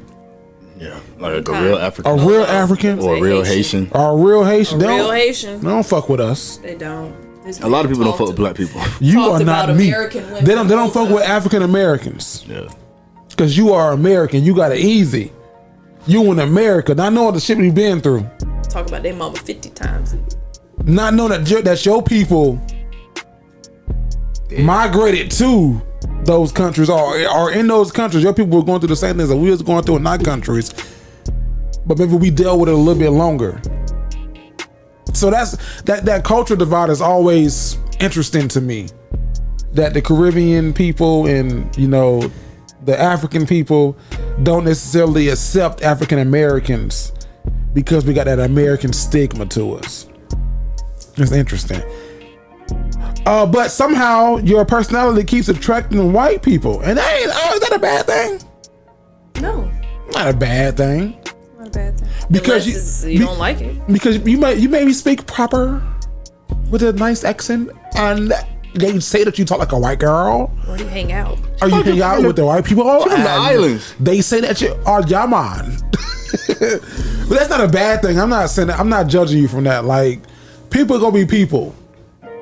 Attract the energy that attracts you. Fuck with who fucks with you. That's not a bad thing. But you got this white friend who y'all been best friends for 3 years now, and 2020, I gotta say, it was a rough year for white people. There's a lot going on. And the top of 2021 was a rough year for them too when they stormed that goddamn Capitol. So I'm not mad at white people who want answers, like who's asking questions. If she wasn't asking questions, that'd be the problem. But if they're asking questions, I'm not mad at them for that, because that means that they're receptive to learning. Now, to Vasco's point, there was a song by Will Smith. We talked about him earlier. Nick Cannon, Romeo, and 3LW remixed it. It's called Parents Just Don't Understand. Flip that. Change parents to white people. Just don't understand and will never understand the trials and tribulations of being black. But now, if your friend, to Vasco's point, has empathy and can understand what you're going through as being a black Caribbean woman in the States or wherever, what's she from? Maryland. Being a black Caribbean woman in Maryland, if they have empathy towards it, I don't understand. I don't get it. I don't know. I would never understand it. But I can see how this is rough on you. That's a good friend. Thanks. If they're not empathetic to it, fuck them. It's not that many people, not that many white people who actually give a fuck, who are asking questions, and not in a how'd you get your hair like that? Yeah. Type of way, like surface level. Like she sounds like she really wants to know what's up. So I worked at UNF. It's a college here in Jacksonville, University of North Florida, and one of the we had a big scandal on campus, and white people was on Snapchat, and they took pictures of themselves like dancing as monkeys the same day as the BSU rally, and they said this is how all the black people were looking at the BSU rally. And then we had a cultural conversation led by a white woman, which I was kind of pissed off about that, because I'm like, if you're gonna have a cultural conversation, black woman need to lead this, or a black person needs to lead this. But there was a white guy there who dressed as Trevor Connor, polo shirt, khaki pants, Sperry's. If you saw him around, you'd be like, oh, this is a typical white guy. But he was asking questions. Well, why? Well, how? Well, what? And I was like, and they were some black people that were trying to like jump on him. And I was like, probably 2 weeks into my job, I said, oh. Let's not jump on him. Right. One, because he's here, and then two, because he's asking questions. So he really wants to know he's trying to be. He would never understand, but he wants to be empathetic. And towards the end of the night, he became more empathetic. Like, I see, I understand, I know. And 2020 was a hell of a year for black people. Was that Breonna Taylor? Was that my man's and I got a shit. George Floyd. That was in Maryland. Was that the rallies? Was that Ahmaud Arbery? Ahmaud Arbery? Was that my man in Georgia who got killed in the Wendy's parking lot? That was a tough year for us. I remember that. It was a tough year for black people. Well, I was inspecting that video. It was tough. So as long as your friend is asking questions, to be empathetic and not being the opposition, I'm not mad at her, and you shouldn't be either. And don't beat yourself up for having white friends. You got many white friends. They you borrow money, they don't even ask for it back.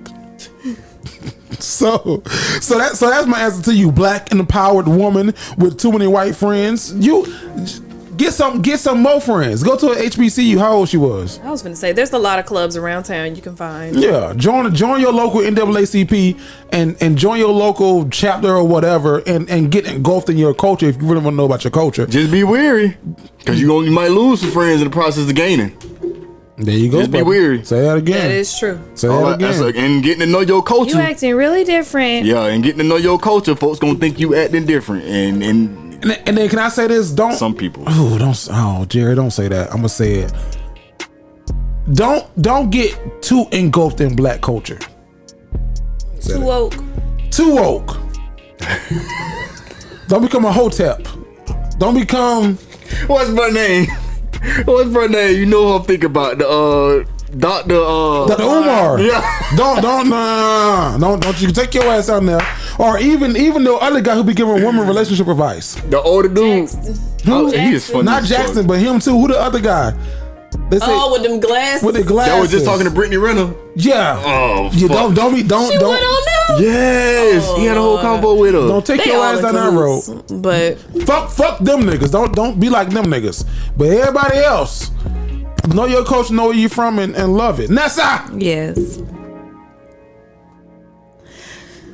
She's about to foul out in the fourth quarter, Cokeville, Colorado. First and foremost, I love the show. Keep doing what you're doing. I'm a married man of 13 years. I have one kid and found out a week ago my wife is having an affair with one of her male friends. I do work a lot. I usually put in 12 to 14 hours a day. I make good money, take care of my family first, and make sure her and my daughter want for nothing. I recently changed the living will to cut her out of everything and made my daughter the beneficiary. I confronted her about this and she told me, I'm lost, trying to find my way back to you. There's an old saying, play me once, shame on me, play me twice, I'ma shoot you. I'm in the process of trying to find a good lawyer because I want everything. She ain't about to take half of nothing. Mind you, this ain't the first time this has happened. This happened once before when we were young into the marriage, so we worked it out. But now we're in the fourth quarter and you talking about you lost? I've always been open and honest. If you want an open relationship, then say that. Tell me so we can establish it. And if we're committed, then let's be committed. But don't feed me no bullshit some days. I want to take my kid and just disappear, but they got kidnapping laws and I like my freedom. I need advice. Signed, you won't fool me twice. Well, she already did. God damn. God damn. She already did. Maybe she does just want an open relationship, but honesty is not her best quality, and I think that's something that you need to have apart. You know, more than anything, if you're going to be in an open relationship, is honesty, so that you know what the boundaries and the stipulations are. So I don't think that that's the route for y'all either. Although I don't think that's a bad suggestion. I'm with you. I'm here. But not like that, Jerry. Shut up. But I'm all, people exploring. Say what you want. Like I like that about you. Yeah, say what you want to say, and it's your life. I don't know. So, and she's definitely deciding what she wants to do with her life. So let her do that. Please don't let her play with you. I'm lost trying to find my way back to you. She's playing with you. Just like they talk about how men, it don't take them all this time to know if you the one they want to be with. They know almost immediately. Immediately. I don't think it's the exact same for women, but it's pretty close. Once you show us, knock off that, you knock off that, you knock off that, our top 5 things. All right, yeah, we can do this. And it sounds like you knock those things off, other than maybe quality time is something that she needs, and maybe you're not putting that in. But it's okay. Let that go. I hate to say it because they've been together 13 years. That seems like the time frame. I'm gonna do research on this and come back next show with some data. But it's for real, like around like when kids are about middle schoolish. That seems like the time that a lot of people split. There's a 7-year itch. Well, no, 13. Well, no, but the 7-year itch. You know about that? No, but I do know about. Well, tell me about that. What I know about is the first 5 years are supposed to be like the hardest years of marriage. Really? That's what I've heard. Okay. Yeah. The 7-year itch is when you get to that 7-year point, and you start wondering like, what would my life be like if I wasn't with you and with somebody else? Mm-hmm. There was a whole show on TLC about it. Like they matched people with other people who was with their 7 years. Mm-hmm. Oh wow. But 13 years, scratch. I don't think that's what she got going on. Mm-hmm. I think she just because she cheated early in the relationship. Yeah. That's the 1 month itch. She maybe just want an open relationship, but I don't think that's gonna work out good for y'all because she playing with you. She not being honest. So I say leave her. Don't take your kid. Don't get leave her. Don't get caught up. Kidnapping and all that stuff. But slide. God damn. Yeah, man. It's always a tough one when you got a kid involved and you're married, especially when you're married for more than 10+ years. But my friend, I see some red flags that I must address. I'm lost trying to find my way back to you. What the fuck when did you get lost? At what point in a relationship? Well, honestly, probably before we got married, because you was out here doing fuck shit before we got married, or you young into the marriage, you said. Because this ain't the first time this has happened. That's crazy to me, bro. It really is. So, it ain't the first time it has happened. I want to know, when the first time it did it happen with the same male friend? And then if it did happen with the same male friend, not even if it did happen with the same friend, this male friend that she did do it the second time with, how long has he been around? And I hope if you watching this, I don't mean to make you mad, but in my head immediately I think, I ain't no fucking idiot. If this male friend has been around for a minute, you trying to tell me you just stepped up to me one time?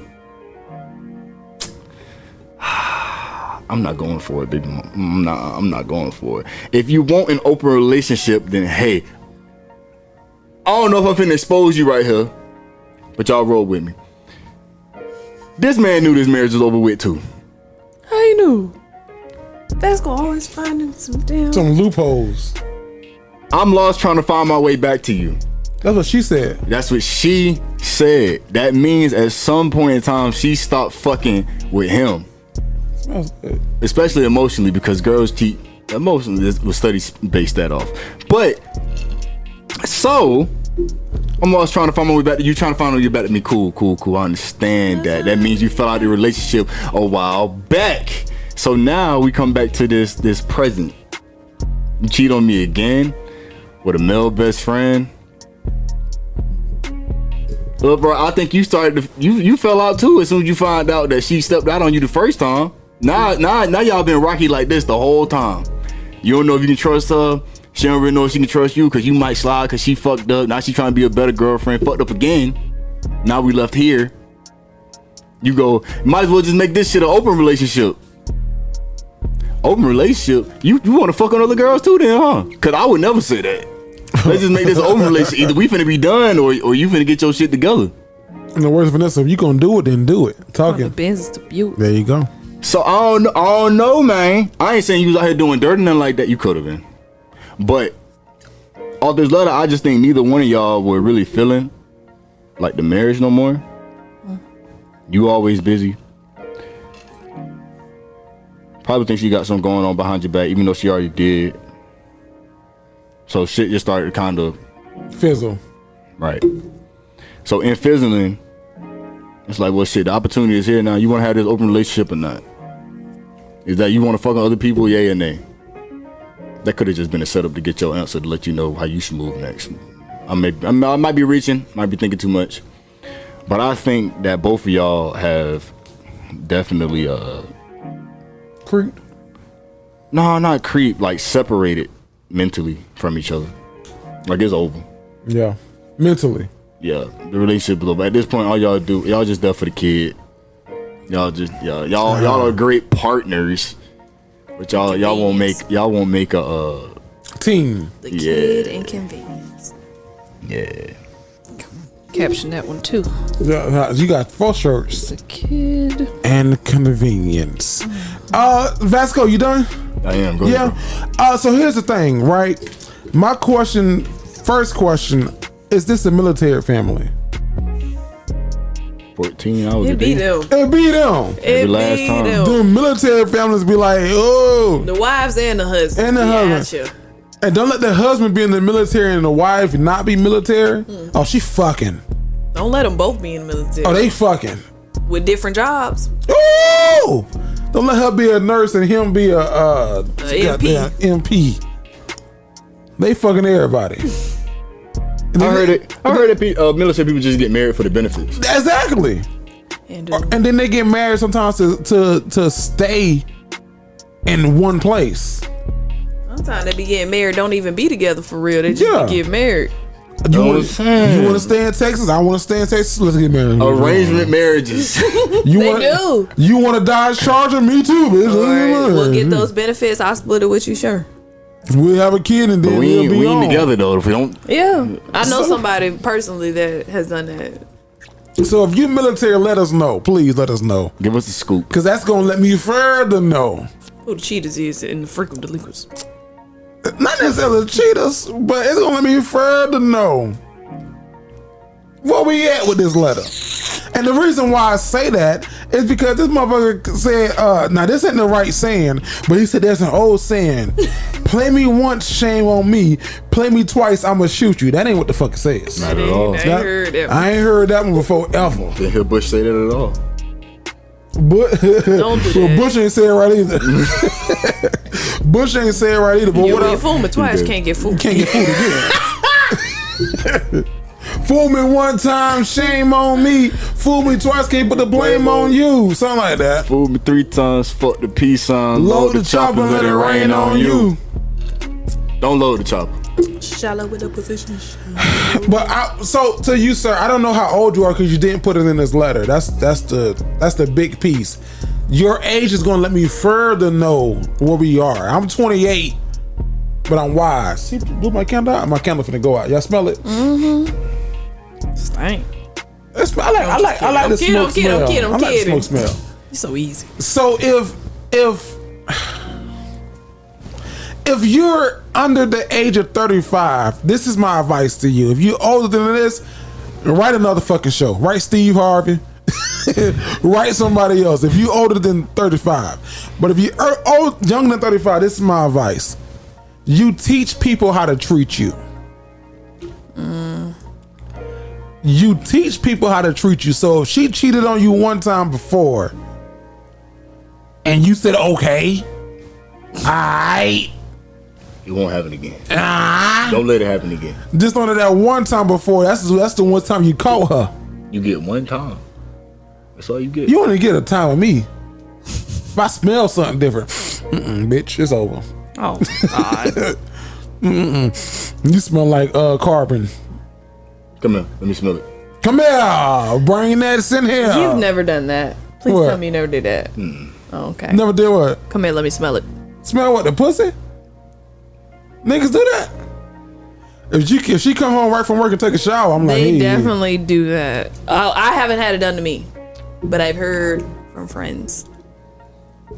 So you teach people how to treat you. If you're under 35, man, y'all, I won't even play around with the open relationship shit. Like, Man, that's gonna get messy. it don't sound like that's what you want. You want somebody that be committed to you and for you and for what you're for. She don't sound like she want that. If she don't want that, let her go. Let her go. If you want a whole nigga, let her go. Let her go. Let it go. If you want a whole nigga, that's JT Money. And she do. JT Money told me that in 6th grade. I don't really got no advice for you, man. Shit. You got a 13 year. You been married for 13 years. You got a 13-year-old or one? How old the baby boy? I have one kid. Yeah, that's a good question too. How old is the kid? And if you in the military, did you get your Dodge Charger or Camaro Or Challenger? or Challenger? Did you get it? Oh, Mustangs played out now. They wouldn't have a Yeah, they Mustang. don't want the Mustang. Nah. Unless they got it about 5 years ago. Unless they've been in there like a couple of years, they might have got a Corvette. Man, y'all I'm gonna be switch it up. mad if the letter writer is really from in the military. I would- And you all. It's giving me military vibes. It's giving very much military. So if that's the case, she cheated on you early on in the year. I mean, early on in your You know, them marriage. official documents, they do that in the And military. she cheat. First of all, this is another thing too. You a grown ass man, and she done cheated on you. You ain't choke her ass yet. Not choke her. I ain't saying like. We're not gonna promote that because I we ain't already talking promoting about it. shooting her. No, I ain't promoting. He did say you want to shoot her. I ain't saying choke her. You better not. But what I'm saying is at least show her what you capable of. Bitch, don't try me. Gonna shake up by the shoulders. Yeah. No. Let her know what you really. Bitch, don't just goddamn it. You ain't gonna cheat on me twice. You ain't gonna cheat on me once. I She mean, did. cheat She on ain't me. gonna cheat on me Why? 3 times. you ain't goddamn. gonna cheat on me one time. I let you after that first time. Only get one time. One time. One time. You get one. You cheat on me one time. Goddamn, I got news for you. You gave him his name? What's that? You won't fool me twice? Uh huh. Oh, he wrote that. I wrote that with myself. Okay, I was gonna say, but I hope you didn't. Right, Kevin. Cause City got food 2 times. Shout out to Oh, it's more than Six. twice. Mr. Six in the building. It's more than twice. Hey, That's all I got for you, man. Don't go to me, go to you. Go to me. Yeah, Go to me? Why you go to me? Because that's what we're going. Shit Vasco! out of order. All out of order. Vasco! Yo. Because you finna pass that bitch. What's going on in Florida this week, man? Man, y'all already know we got something crazy happening in Florida every single week. And I know you know this is true after what we talked about today on the show. However, man, this is what the Florida we have. Ball for the first black St. Pete mayor canceled due to circus theme. What the Florida is going on here? Did you hear what I You said? know what I said because you heard what I said. Ball for the first black St. Pete mayor canceled due to circus theme. We'll talk more about it, but first, road intro. I don't care what part of Florida it is. The craziest people in all of America are in the Bronx in Florida. It's distilled. It's just like, it's pure. It's 100% so pure. much good Uncut stuff. Florida fuckery. Yo, what it is, what it do, man? It's your boy Sko. And on today, what the Florida, we have ball for first black St. Pete mayor canceled due to circus theme. Let's go ahead and get into it. You roll that music for me, man? Yeah. Shit, hold on. Fuck, you caught me, boy. You good? We didn't just. There we go. Ladies and gentlemen, A ball planned for the first black mayor of a major Florida city has been canceled amid concerns its circus theme was inappropriate in the once segregated city. The Junior League of St. Petersburg, which has thrown such balls since 2006, scrapped the 2022 event after Mayor-elected Ken Welch declined to attend. The theme was Under the Big Top, with promotional materials featuring a circus tent and a black pelican with a top hat. Black community leaders pointed out that blacks were once barred from attending the circus in majority white St. Petersburg, and that the theme was disrespectful. He has nothing to, and I quote, he has nothing to do with the circus, clowns, animals, said the Reverend J.C. Pritchett, president of the Interdenominational Ministerial Alliance. And I quote, he's a gentleman, a kind gentleman, and a public servant.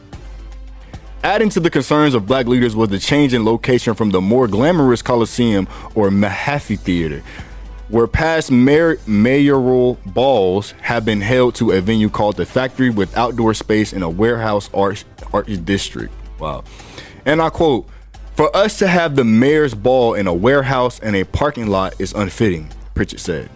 Junior League spokeswoman Lisa Brock noted that the balls have always been themed, with the most recent one in 2014 having a Wizard of Oz label. There's no place like St. Petersburg. Brock called Welch's decision disappointing, but said the Junior League has added a board position focusing on diversity, equity, and inclusion. She said there may be a future event to honor the new mayor. Welch said in a statement that the situation is a, and I quote, teachable moment for greater racial inclusions in the coastal city, which is about 70% white. And I quote, the diversity of St. Petersburg is our most incredible strength, and our community events must be inclusive and representative of all who live there, which Welch said. Welch, a Democrat, takes office on January 6th, with the current mayor, Rick Kreisman, stepping down because of term limits. What y'all think about that? What the hell happened? I'm at the part where it said there may be another ball. Why would there may be instead of there definitely will be? Oh shit, right. We'll switch it up real quick. Right. Yeah. You know what I'm saying? It's a lot of those moments in this damn letter. I ain't gonna lie to you. It left me. You may celebrate me your becoming new mayor. Even though we have a mayor ball every time. Every time we have one, the first black mayor gets here, and we may have one now. Shout out to that's crazy. Who's my guy, Reverend Pritchett. Yeah. JC for calling Pritchett. attention to this, and I hate that the themes always have to be something to entertainment. Yeah. Something. Dance. It's That's what I heard in my head the whole time. Vanessa hit that bitch on the head. Yeah, we want to see. I hate it. Yeah, we like I'm that much. Shame on y'all, St. Petersburg, Florida. Big facts, bro. Throw a glamorous ball. Throw a bow tie ball. This should be one of the biggest ones that there ever has. A night under the stars. Your first black mayor.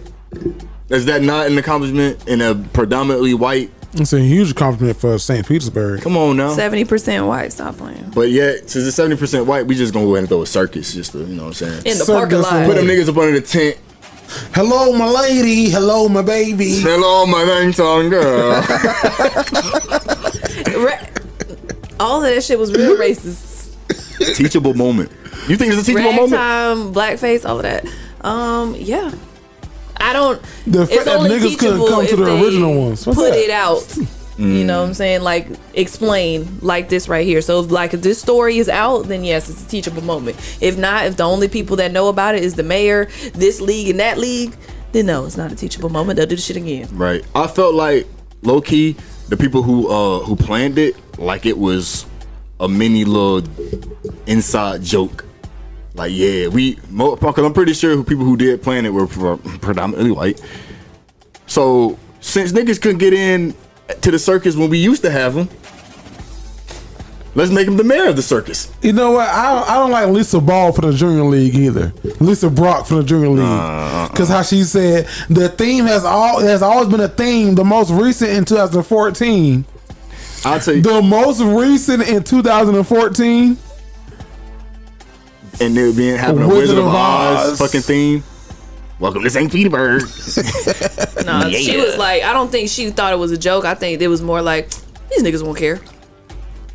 They ain't got no standards. Under the big top. They gonna show up regardless. Yeah. No, unless it was Cirque du Soleil. What's it called? Cirque Circus du du Soleil. Now, if they had something like that, that would then have that's been cool. different. But then niggas would have still been mad. would've Like, had what a the fuck black y'all mean, pelican. Circus du Soleil?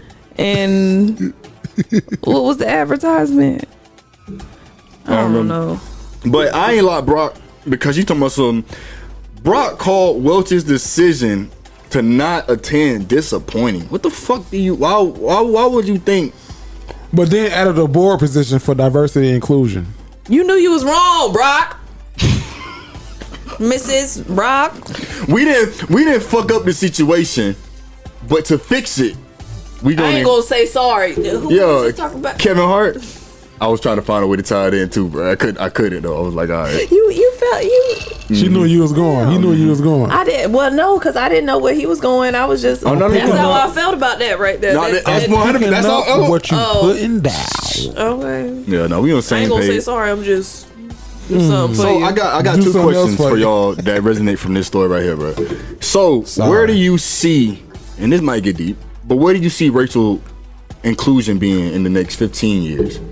Not next 5, 15? not next 15, 10. shit. In the next 15 years, where do you see racial inclusion being at? I'm gonna go first because I know Vanessa probably has more research. Because shit, you just mentioned earlier on the show that you want to go to school for zoning and shit, red zoning and all that good stuff. 15 years. I think in 15 years we would grow 2 years. I hear what you're saying. 15 years from what year?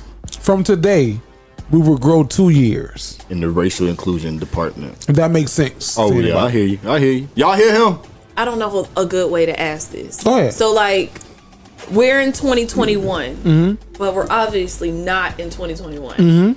Like, we're maybe We in 1970. 2000 Oh shit. No, we probably We're 1970. what the media projected the 1970s to be. Yeah. Okay. So in 15 years, we'll be in 72, 75 at the highest.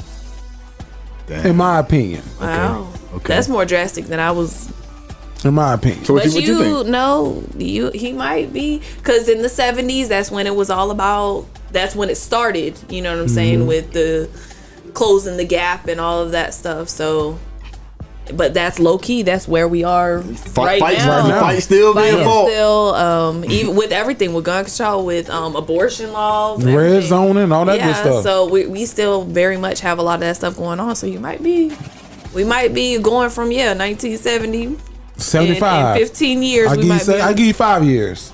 Damn. That's where I'm at with it. I don't know. I'm just befuddled. Befuddled. Okay. That's so, the word of the day, befuddled. I wanted to ask y'all that, and I got one more. So after reading the story, right, it talks about how Welch, you know what I'm saying, he said he wasn't going to show up. But if you read the story for real, he really handled it in a very, very well-mannered way. He wasn't nasty about it. Behind closed doors. I ain't that shit. Behind closed doors, yeah, he probably said a couple more extra words than he would to the press. But in front of the public eye, he handled it very well. So I want to ask y'all this. When was a time you had to be the bigger person? It could be related to race. It could be related to fighting. It can be related to work. It can be related to family. Just give me a time where you had to be the bigger person and literally just walk away, even though you was in your rights to spaz, go off, say some out of pocket shit, but you just let it ride. I've been pulled over. By the popo? Yeah. Me by myself, not that much, but definitely me with my boyfriend. He has locks. We've been pulled over as many times together as I have by myself in my life, I think. And the most recent time, we were coming from Jacksonville Beach, which is predominantly white area. He was driving my car. I was in the passenger seat. Yes, he has his own car. Okay. But we got pulled over. Hey, do you know why you're getting pulled over? In my mind, I want no, because we're literally not doing anything wrong. Like, she was just sitting in the median. There are cars going by. We're not speeding, nothing. She just gets behind us out of, you know what I'm saying? Nowhere. It's like 8 o'clock on a Monday night. type shit. So it's not a lot of traffic, but so that's a moment where I want to be like, fuck no. I don't know why the fuck you pulled us over, but you know, he was the driver, so I let him do the thing. But yeah, that's a moment. That's a good one. I could end it very, very badly. For me, I got to put this disclaimer out there for people at work. HR is not your friend. HR is not for you. Human resources at your job, you go to complain to them, their obligation is to protect the company from lawsuits and all that other shit. So for me, I have filed, that's not with the ECC, which is the EEC, Equal Employment Commission, a discrimination case. Because I feel like my supervisor at my job, my first job out of college, was being discriminatory towards me. We gonna reach out to some donors, but Jerry, you reach out to all the black donors and all the male donors. And I was like, well, I know I'm black and I'm male, but I can reach out to anybody else as well. Right. Don't limit me. So me and my immediate supervisor were having a discussion. Not a discussion. We were at odds. Big odds. We're like, I'm talking to you to talk to her. She's talking to you to talk to me. Oh wow. Mediator. We were at odds. Damn. And looking back, I was young. I was 22, 23 at the time. I could have maybe handled the situation better, but I still feel how I felt. Mm-hmm. And the CEO of the company, who was black, was diehard for this white woman who you said she can't be racist because I'm her best friend. Essentially. And me being a black man, like the Love 'Em or Leave 'Em letter was like, bitch, she don't like your ass either. But she got to because you signed her fucking paycheck. Shut the fuck up. But you did. Who? You didn't say that. I didn't say that to her, no. But I didn't say it to her like that, but I said it to her because me and my immediate supervisor, who was white, were at odds. So much so where we had to get called into a meeting with HR, who was not your friend. The CEO, me and her sitting beside each other. How old was your supervisor, if I can? My supervisor, if I was 23, she probably was like 32. Oh, that is, She probably was like 32. I know that was an uncomfortable and she didn't like me because I'm young out of college. Yeah. And how I talked about earlier, like me being the smartest person in the room ain't always got to be the thing. She wanted to be the smartest person in the room. Like, ma'am, you're a journalism major from communications. I'm a ad, social, PR person from communications. All this shit. Not necessarily better than you, but there's other ways to do what you're trying to do. There's other ways to do it. Just open your ears. Open his ears up and soak this game up. So we're all in this room, 4 of us. CEO, HR, me, supervisor. And she's going through this account. And I'm like, well, no, I can vividly tell you how it happened. We were at Starbucks having a meeting because she got, for whatever reason, an extended time of leave after she had her baby. For most people, it's 6 weeks. She got 6 months. Because you and the CEO, best friends, who said you can't be racist because we were at Starbucks meeting because she obviously can't come to the building for whatever reason. It all makes sense. For our one-on-one. She had her baby in her lap and she told me this. And the white supervisor told me, don't you dare mention my child's name out of your mouth again. And I sat there like, huh.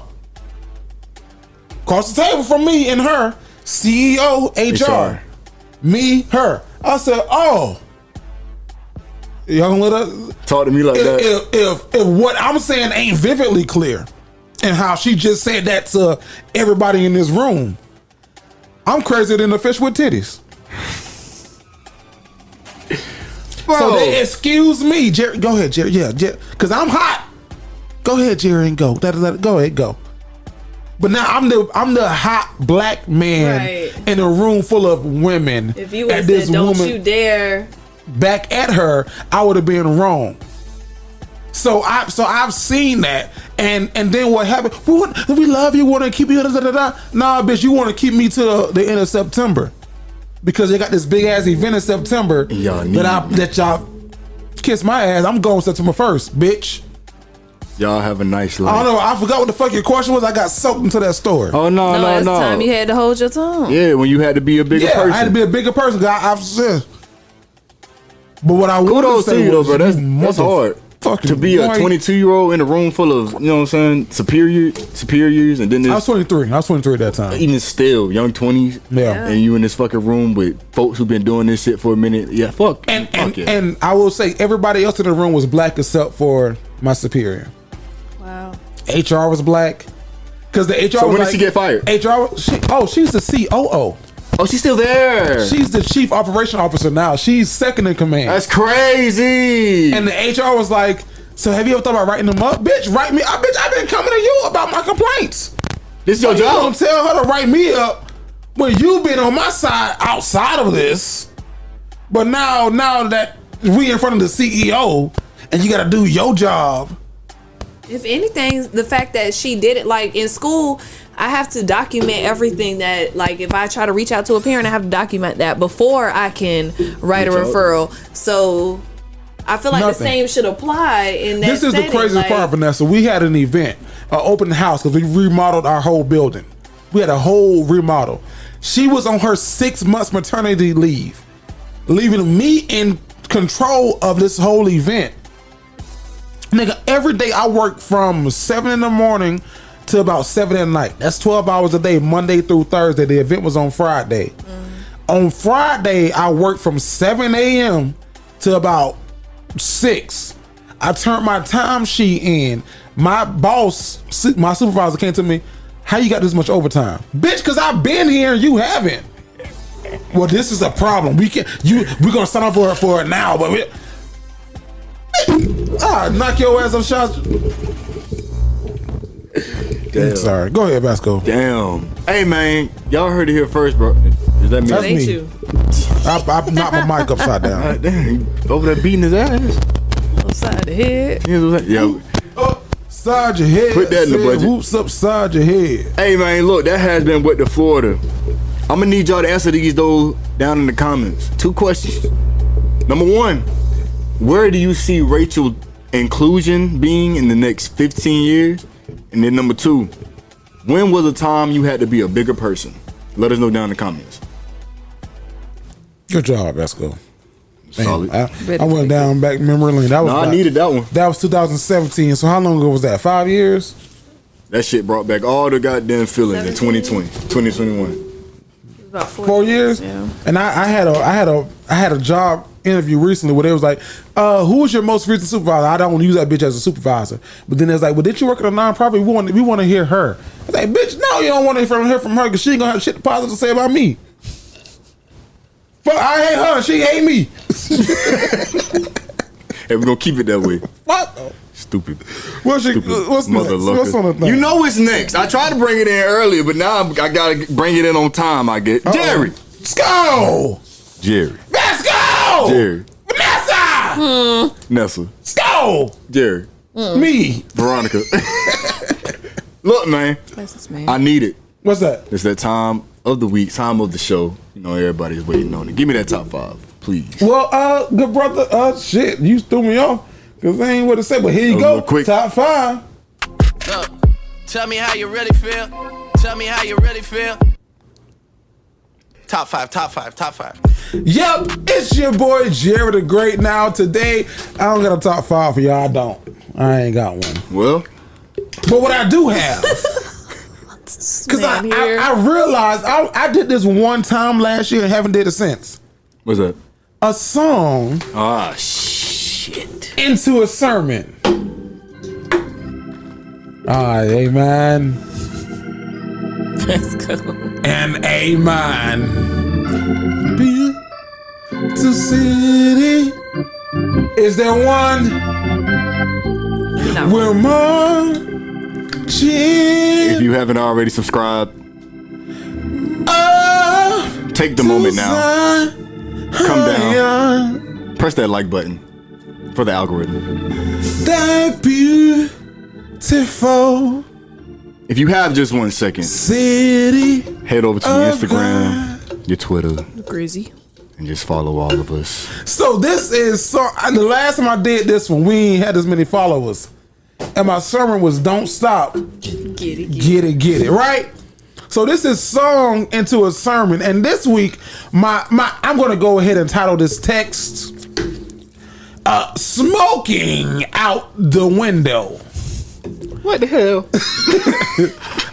I said smoking out the window. See, no one is immune to life's trials and tribulations, but oftentimes we feel that we are invincible to things, and oftentimes we stray away from God's unchanging hand. But what we see is that when we stray so far away, that the pressures of life then become too heavy of a burden, and the devil, watch this, the devil gets a hold of us, leaving us smoking out the window. See, we get caught up spending $50,000 at Tiffany's. See, taking our kids to Chuck E. Cheese and forgetting about our own self, because we're so focused on the well-being of others. Because we are so focused on the well-being of others. But the Bible tells us in Deuteronomy 3:1-8 that it is the Lord who has gone before you, and he will be with you. He will not leave you nor forsake you. Never. Do not fear or be at dismay. See, you gotta be smoking out the window because your mama stressed you out. You're smoking out the window because your daddy stressed you out. You're smoking out the window because your job stressed you out. You're smoking out the window because life has stressed you out. You're stressed because you're putting others before God.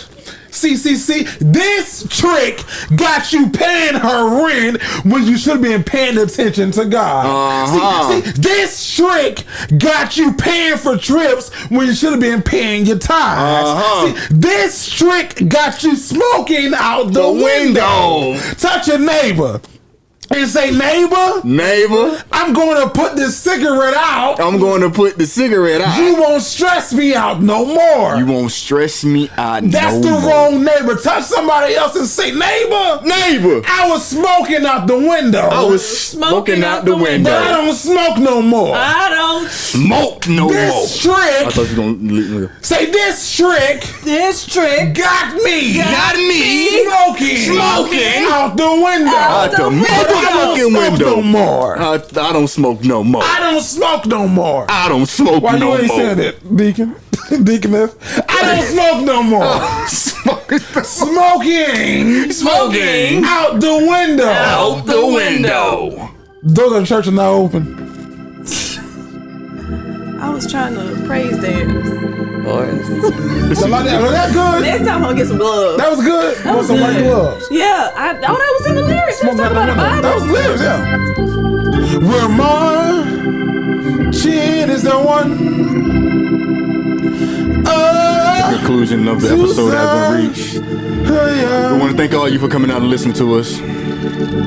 We appreciate you. Hope you go on and have a great day. I lost my damn voice. Great night whenever you're watching, listening. Oh God. We appreciate you and God loves you. If he don't love you, if nobody loves you, God loves you. Let me tell y'all, my mama had me do the blessing at Thanksgiving. What you did? Lord, thank you for everybody here today. Thank you for this food ain't here. That's good. Lord, Vanessa, That's good. That's going to hell. I said, who gonna do the blessing? She said, you are. That's good. That's all you had? What you mean? Let's go. I'm gonna turn it to you. Give me a good Thanksgiving prayer for the food. Me right now? Right now, on you.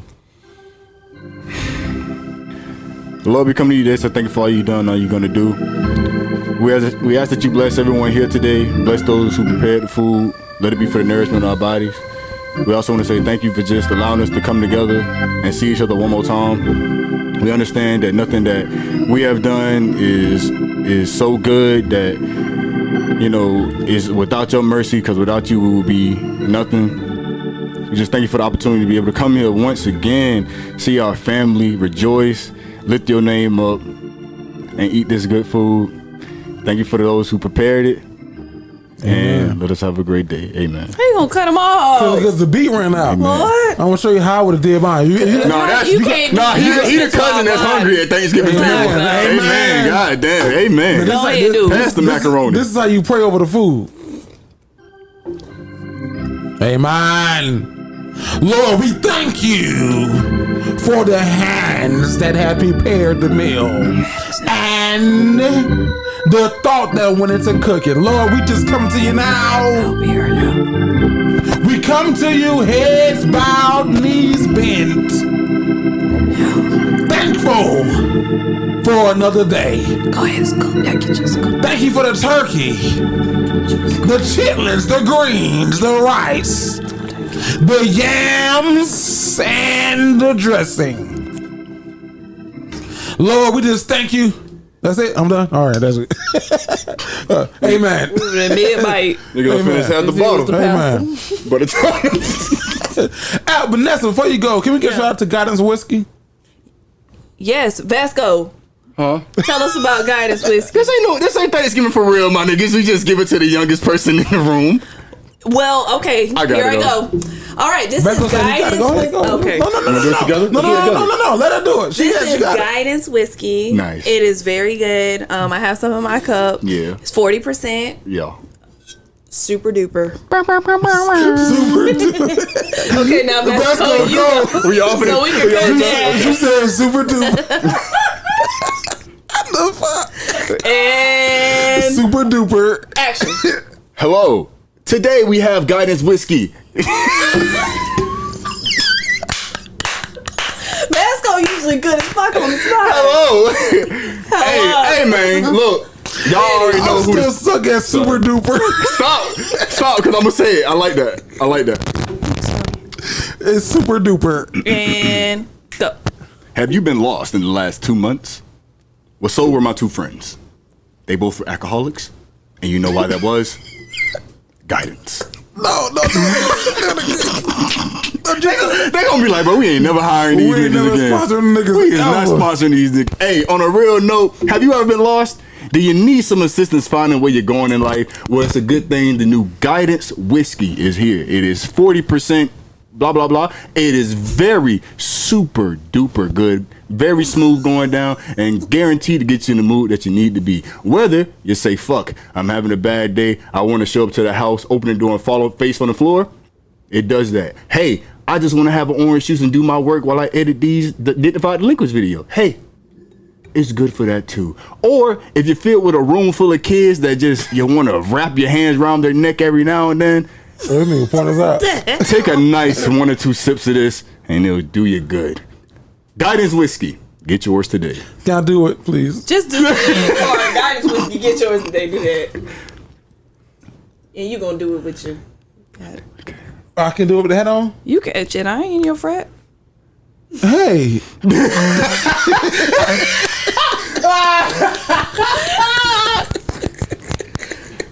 Hey.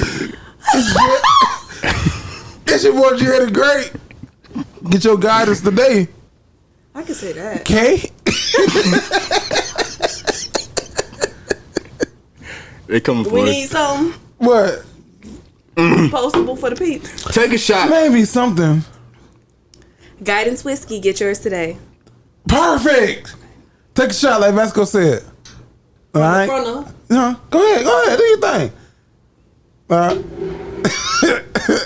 Go ahead, Vasco. Do your thing. Ooh.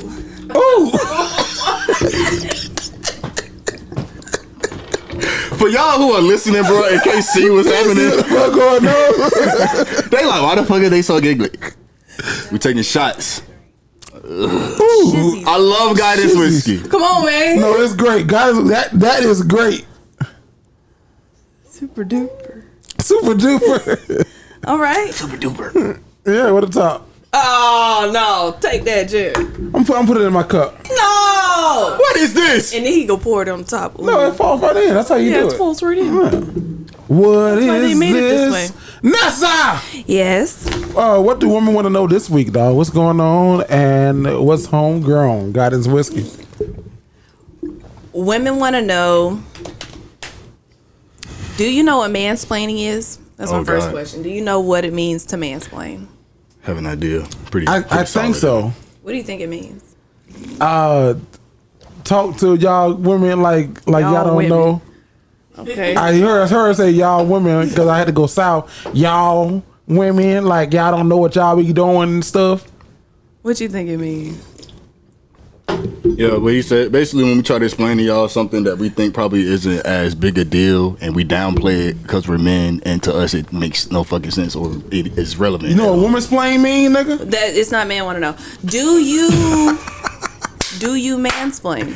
Do I have mansplained in like the past, but definitely got to check. She check you? No, she didn't check me. Oh. But like in being in social surroundings, like I would get checked, then I check myself, and then I see it happen. Like somebody else from another guy. I'm like, what the fuck? That's lame, that's fucked up. And then in doing that, like the person who called me out at one point, it was like, bro, you used to do that. What the fuck? Look at you. What the fuck? Me? No. Lord, is it I know that's gonna be me in a couple years when I go back and watch this shit. I'm like, bro, I said that. She's I from the did that. cameras. I'm gonna say it again. Lord, is it me? I think that's awesome of you 100%. to know that you do it. That I did it. You probably do it from time to time still. Honestly, you'd be surprised. Like I'm really good about not doing it because like it's a lot of scenarios with. How do you avoid it? I explain it. She's trying to change the battery. Who battery you trying to change? So you said that you're really good at not doing it, not mansplaining what it is that you're talking about. So my question to you is how do you avoid not mansplaining? Literally, bro, it's the simplest concept and the most hardest at the same time. Just fucking listen. Literally, even if this shit is aggravating, you know, heard the story 3,000 times before, the problem's not as big as you think it is. It's like, bro, you overreacting about this shit. Give a little advice. What's your definition of mansplaining? Mansplaining? All right, so tell me about a situation at work that just gets you heated. They came to me. They had 16 edits. And they just wanted me to edit all the stuff. They had all the edits for me. And I was like, damn, bitch, all the edits for me? They took my planning period. They took my whole planning period. What you gonna mansplain? So why don't you you ain't got another like period you can do that all in? That ain't mansplaining. No. What's mansplaining? Mansplaining, Ask me a question. Okay, so my situation where I get mansplained to the most is at sporting events. Okay, put me in the scenario. Me and you. Okay, we're sitting at a basketball game, high school basketball game, and your little brother goes on a fast break. Okay, so right there, so he stole the ball from the defense. So they was on the offense, and now he's on the defense because he stole the ball from him.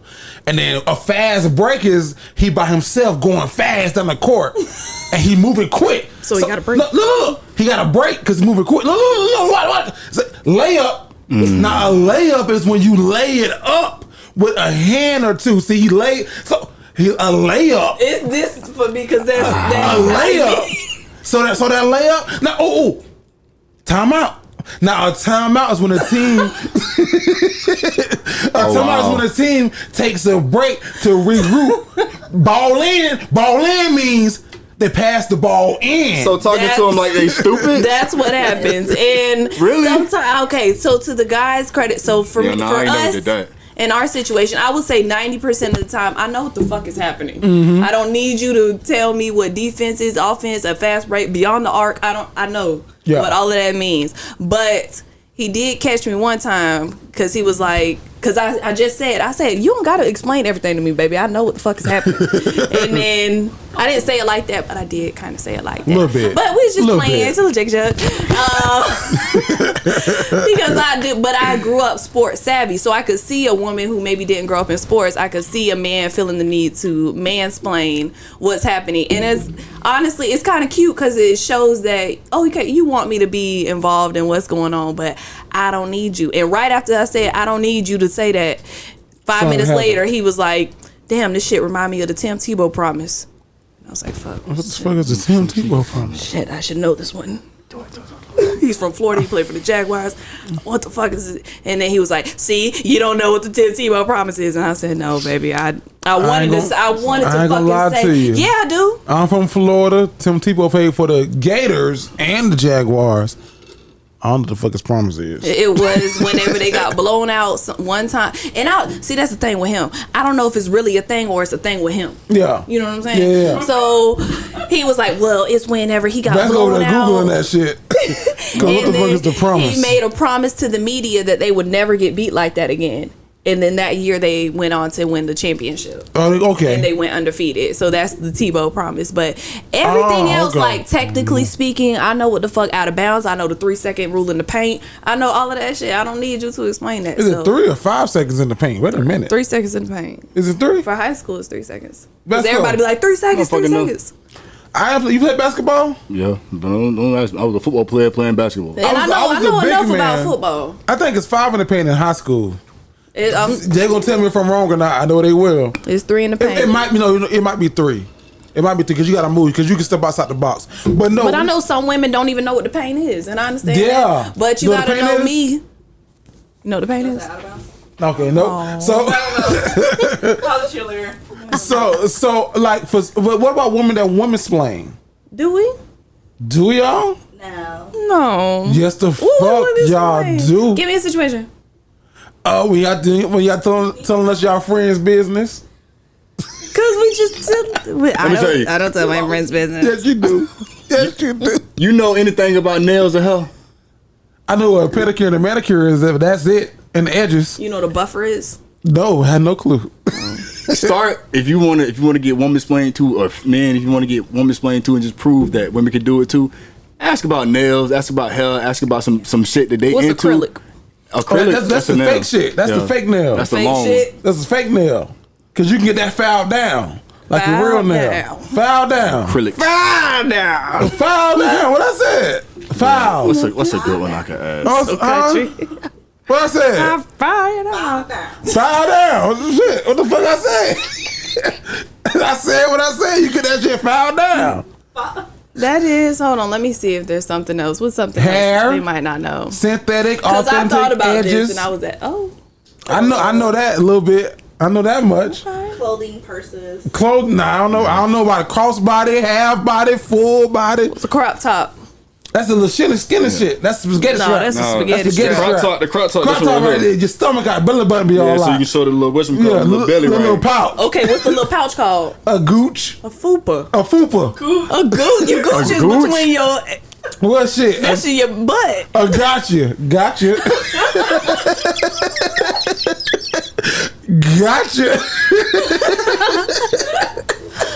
Okay. Underwire. What's an underwire? That's the little wire in the bra. Okay, very good. Yeah, I got it right. Yeah, you did. Probably on a game show. Yeah, shit. Okay. The little wire in the bra. The douchebag. I know that is too.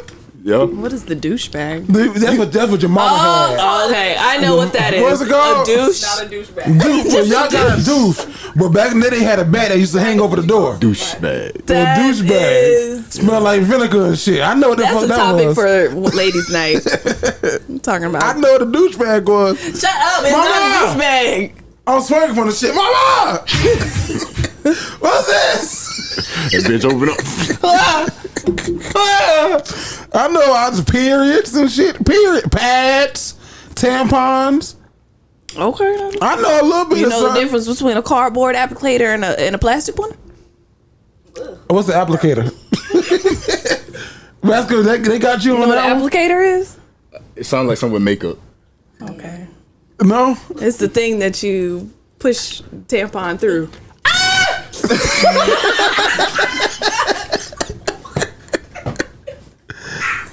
If you ever get sent to the store, don't get the cardboard. You are on the air, and then you pull it out. Huh? Did a demonstration for a guy. You know what? You know what I always thought? I always thought like a tampon was like a little syringe where you stick it in and it suck all the blood out. Shut up. And then you take it out and it's like until you were how old?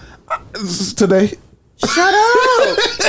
I don't know. And then like you just squirt like, cause you flush that, don't you? Don't you flush it? No. How you get that blood up out you? What you put in there? The tampon. Okay, we need to do them straight. The tampon. No, the tampon. No, we the can blood literally get like 2 cups of water and just do them with it. So. Not for real. We can go. You do it in a cup of water and show what it looks like. I'm not going to explain it. We'll do it next show. So it get all big. It blows up like a syringe, and then you. So no. All right, so boom. Yes, but no. You put the pencil up there, right? Yeah. So then when the pencil is up there, it starts to expand, look like this motherfucker right here, the mic. Okay. Like, it look like this. Goddamn. Yeah, it look like that inside, filled with blood and the other shit. You remember? Girls used to have these. They used to be these washcloths that used to come in like the shape of a heart, and then you put them in the bathtub and they expand into like a little towel or whatever. Hell no, I ain't seen that shit. You saw that shit, Pascal? I said it was maybe more for girls seeing women. I know about it. And in towels, but I ain't never seen it in the heart form. Well, essentially, it's like. Think of a tightly wound. You giggling coming in? Yeah, I think that's a good idea. Come on, bring it. Put it on this. What the fuck is it? Put it on the. Yeah, put it on the circular. It's clear. Is that circular visible on the camera? All right. Maybe you should put some color in there, like Add some cohol. Boom boom. Wait. Can they see it on that camera? Yes. Okay, this is a tamp. Can they see it? I think you can see it. I'm gonna put it there. Okay, so that's the syringe. Yes, and this is how it comes. Okay. We're doing a whole health class in this bitch. You would put this up your vagina. Okay. Put it inside of your vagina. That pussy got big already. And then you push this out. Whoa. And it absorbs. And the string hang outside of your. The string hangs out like that, like a it goddamn. Doesn't hang all the way down. Like a fishing rod. Oh, what the fuck? And that, my friends, is what happens. And then you pull it out. What the hell? And I'm not gonna. I guess people have different disposal methods. But yeah, wrap it up in toilet paper and. Put in the trash can. What the fuck? I usually bag mine and put it in the bag. Yeah. Young girls watching, don't flush those down the toilet. What happens if you flush down the toilet? It's not supposed to be flushed down the toilet. And mamas watching this, don't make your daughters feel bad for using them. And that's all I got. Okay, last question before we go. Is there a difference between that and the pad? Yes. But we should use both? You should use both? That's a loaded question. That's a question. That's a discussion. Because a pad is something that you put in your. Are you going to get one? Make sure with this motherfucking paper. Where you going? Look, that's a pad. You seen the motherfucking tampon pad right here? You put that motherfucking underwear. You walk around like that all motherfucking. With a diaper on, a big ass diaper. Yup. That is true. That's what it's like. So it's all about your comfort and your preference. So do you use both? Like not you, but like me personally, I use tampons and Diva cups. What's a Diva cup? That's a cup that sit down. No, fool. Wait a minute. No, you fool. There's three methods now. When did you upgrade pad and the Diva cup? A Diva cup is. Don't be grossed out. It's a silicone cup that you put inside. And it just catches it. Catches what? You know what it catches. Catches your menstrual cycle. And then periodically you just pull it out and drain it into the toilet and just put it right back like in. A crime scene, don't it? Yeah. Wait a minute. Murder was the case that they gave me. The people don't want to see me like this. Niggas say take it out. How you put it back in? How you pull it out? It's like a little think of an acorn. Okay. Think of an acorn, and the acorn has a little at the top. The little thing at the bottom. Oh, the little peak. The little peak. Yeah. So think of the peak just a little bit longer. Okay. Just smidge bit. Enough to grab. Yeah, just enough to grab. Enough it can. You can get lost. Yeah, you can pinch yourself a little bit. Be careful down there. But you just pull it out and put it right back in. this is the cheaper method because it's reusable. You don't have to buy reusable. That's what I just said. You wash it off and then put it back. That's what I just. Do you hear what you said? You take it out. It's good for the environment. You it's better for you. Flush it. And you not the diva People cup. die from using tampons still in 2021. Being a woman is stressful. Let's go. Where can they find you? We got so many goddamn questions this week, man. Because men didn't want to know this. Who the fuck? Yeah, we done switched the whole motherfucking segment. We done turned it off shit. Men want to know. Yeah, get this. How does the menstrual cycle work? What can they follow you on social media, Scott? Man, y'all already know, man. Y'all can go to anything and everything. Type in IM.VSJ. Subscribe, like, run it up, man. I'm going to see it and I'm going to show you some love back, man. Hey, Nessa. That's a syringe. Where can they find you at? Twitter and Instagram, Nessa_Mufasa. Don't you touch that shit. Facebook, Nessa, go ahead and subscribe to us now, Jerry. Well, I'll be damn. Where they gonna find you? Jerry the Great.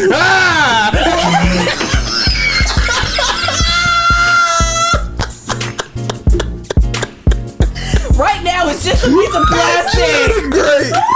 It's Jerry T.A.J. Great. What the fuck did we just do? We did it. This is a syringe. Welcome back, y'all. Educational. We are authentic. We are Dignified Delinquents on everything. And we out.